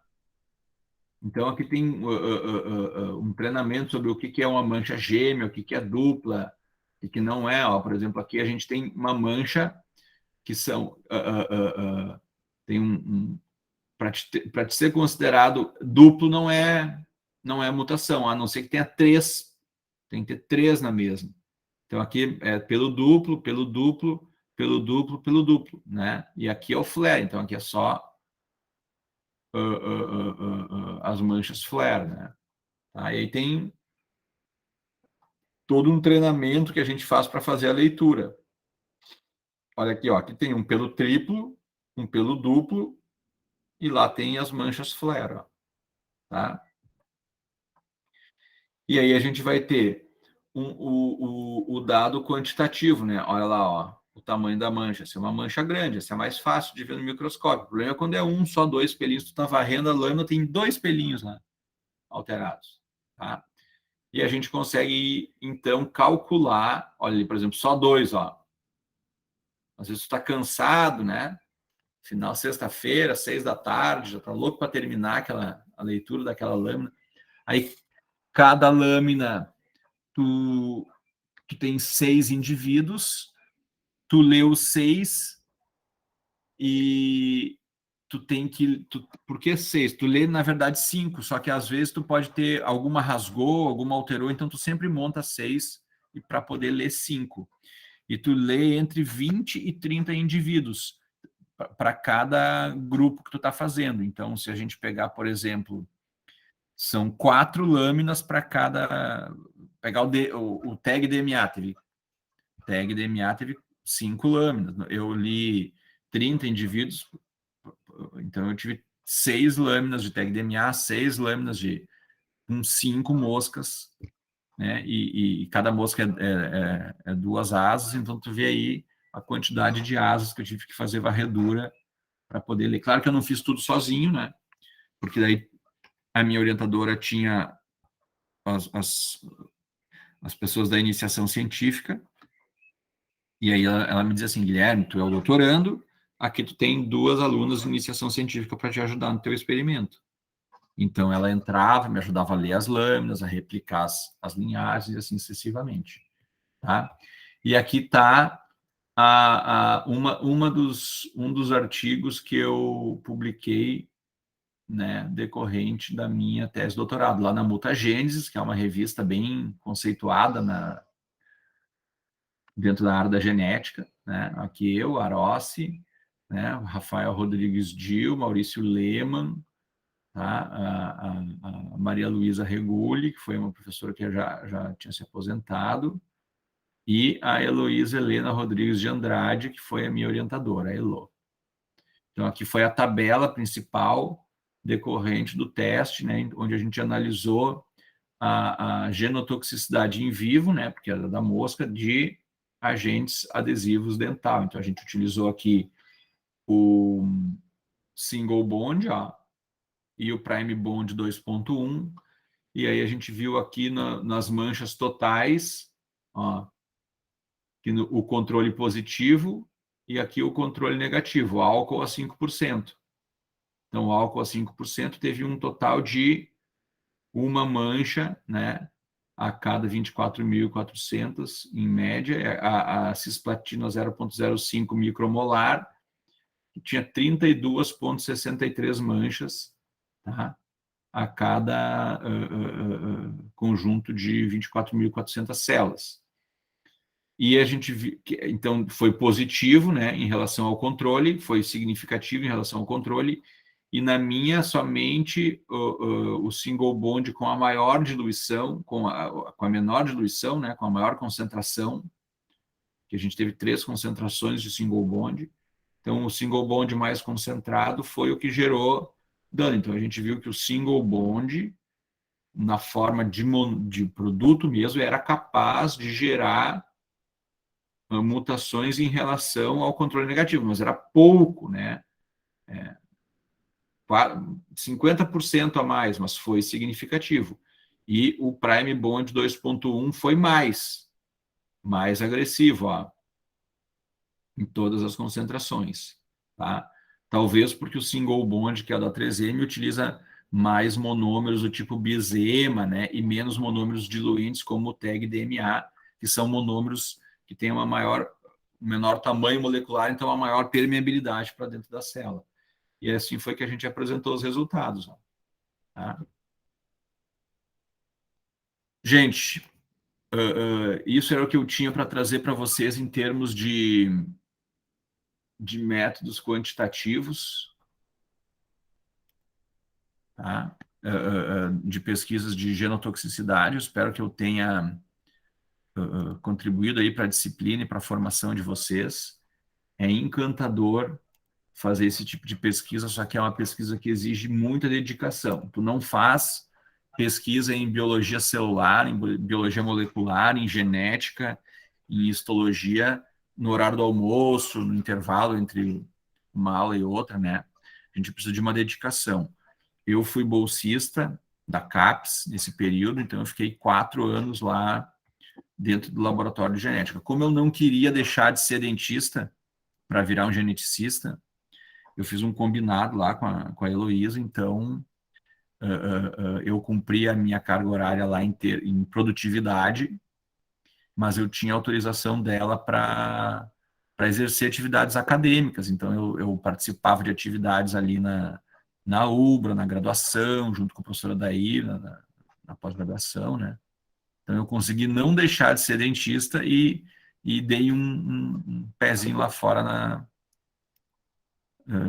na genética. Tá? Isso foi muito importante.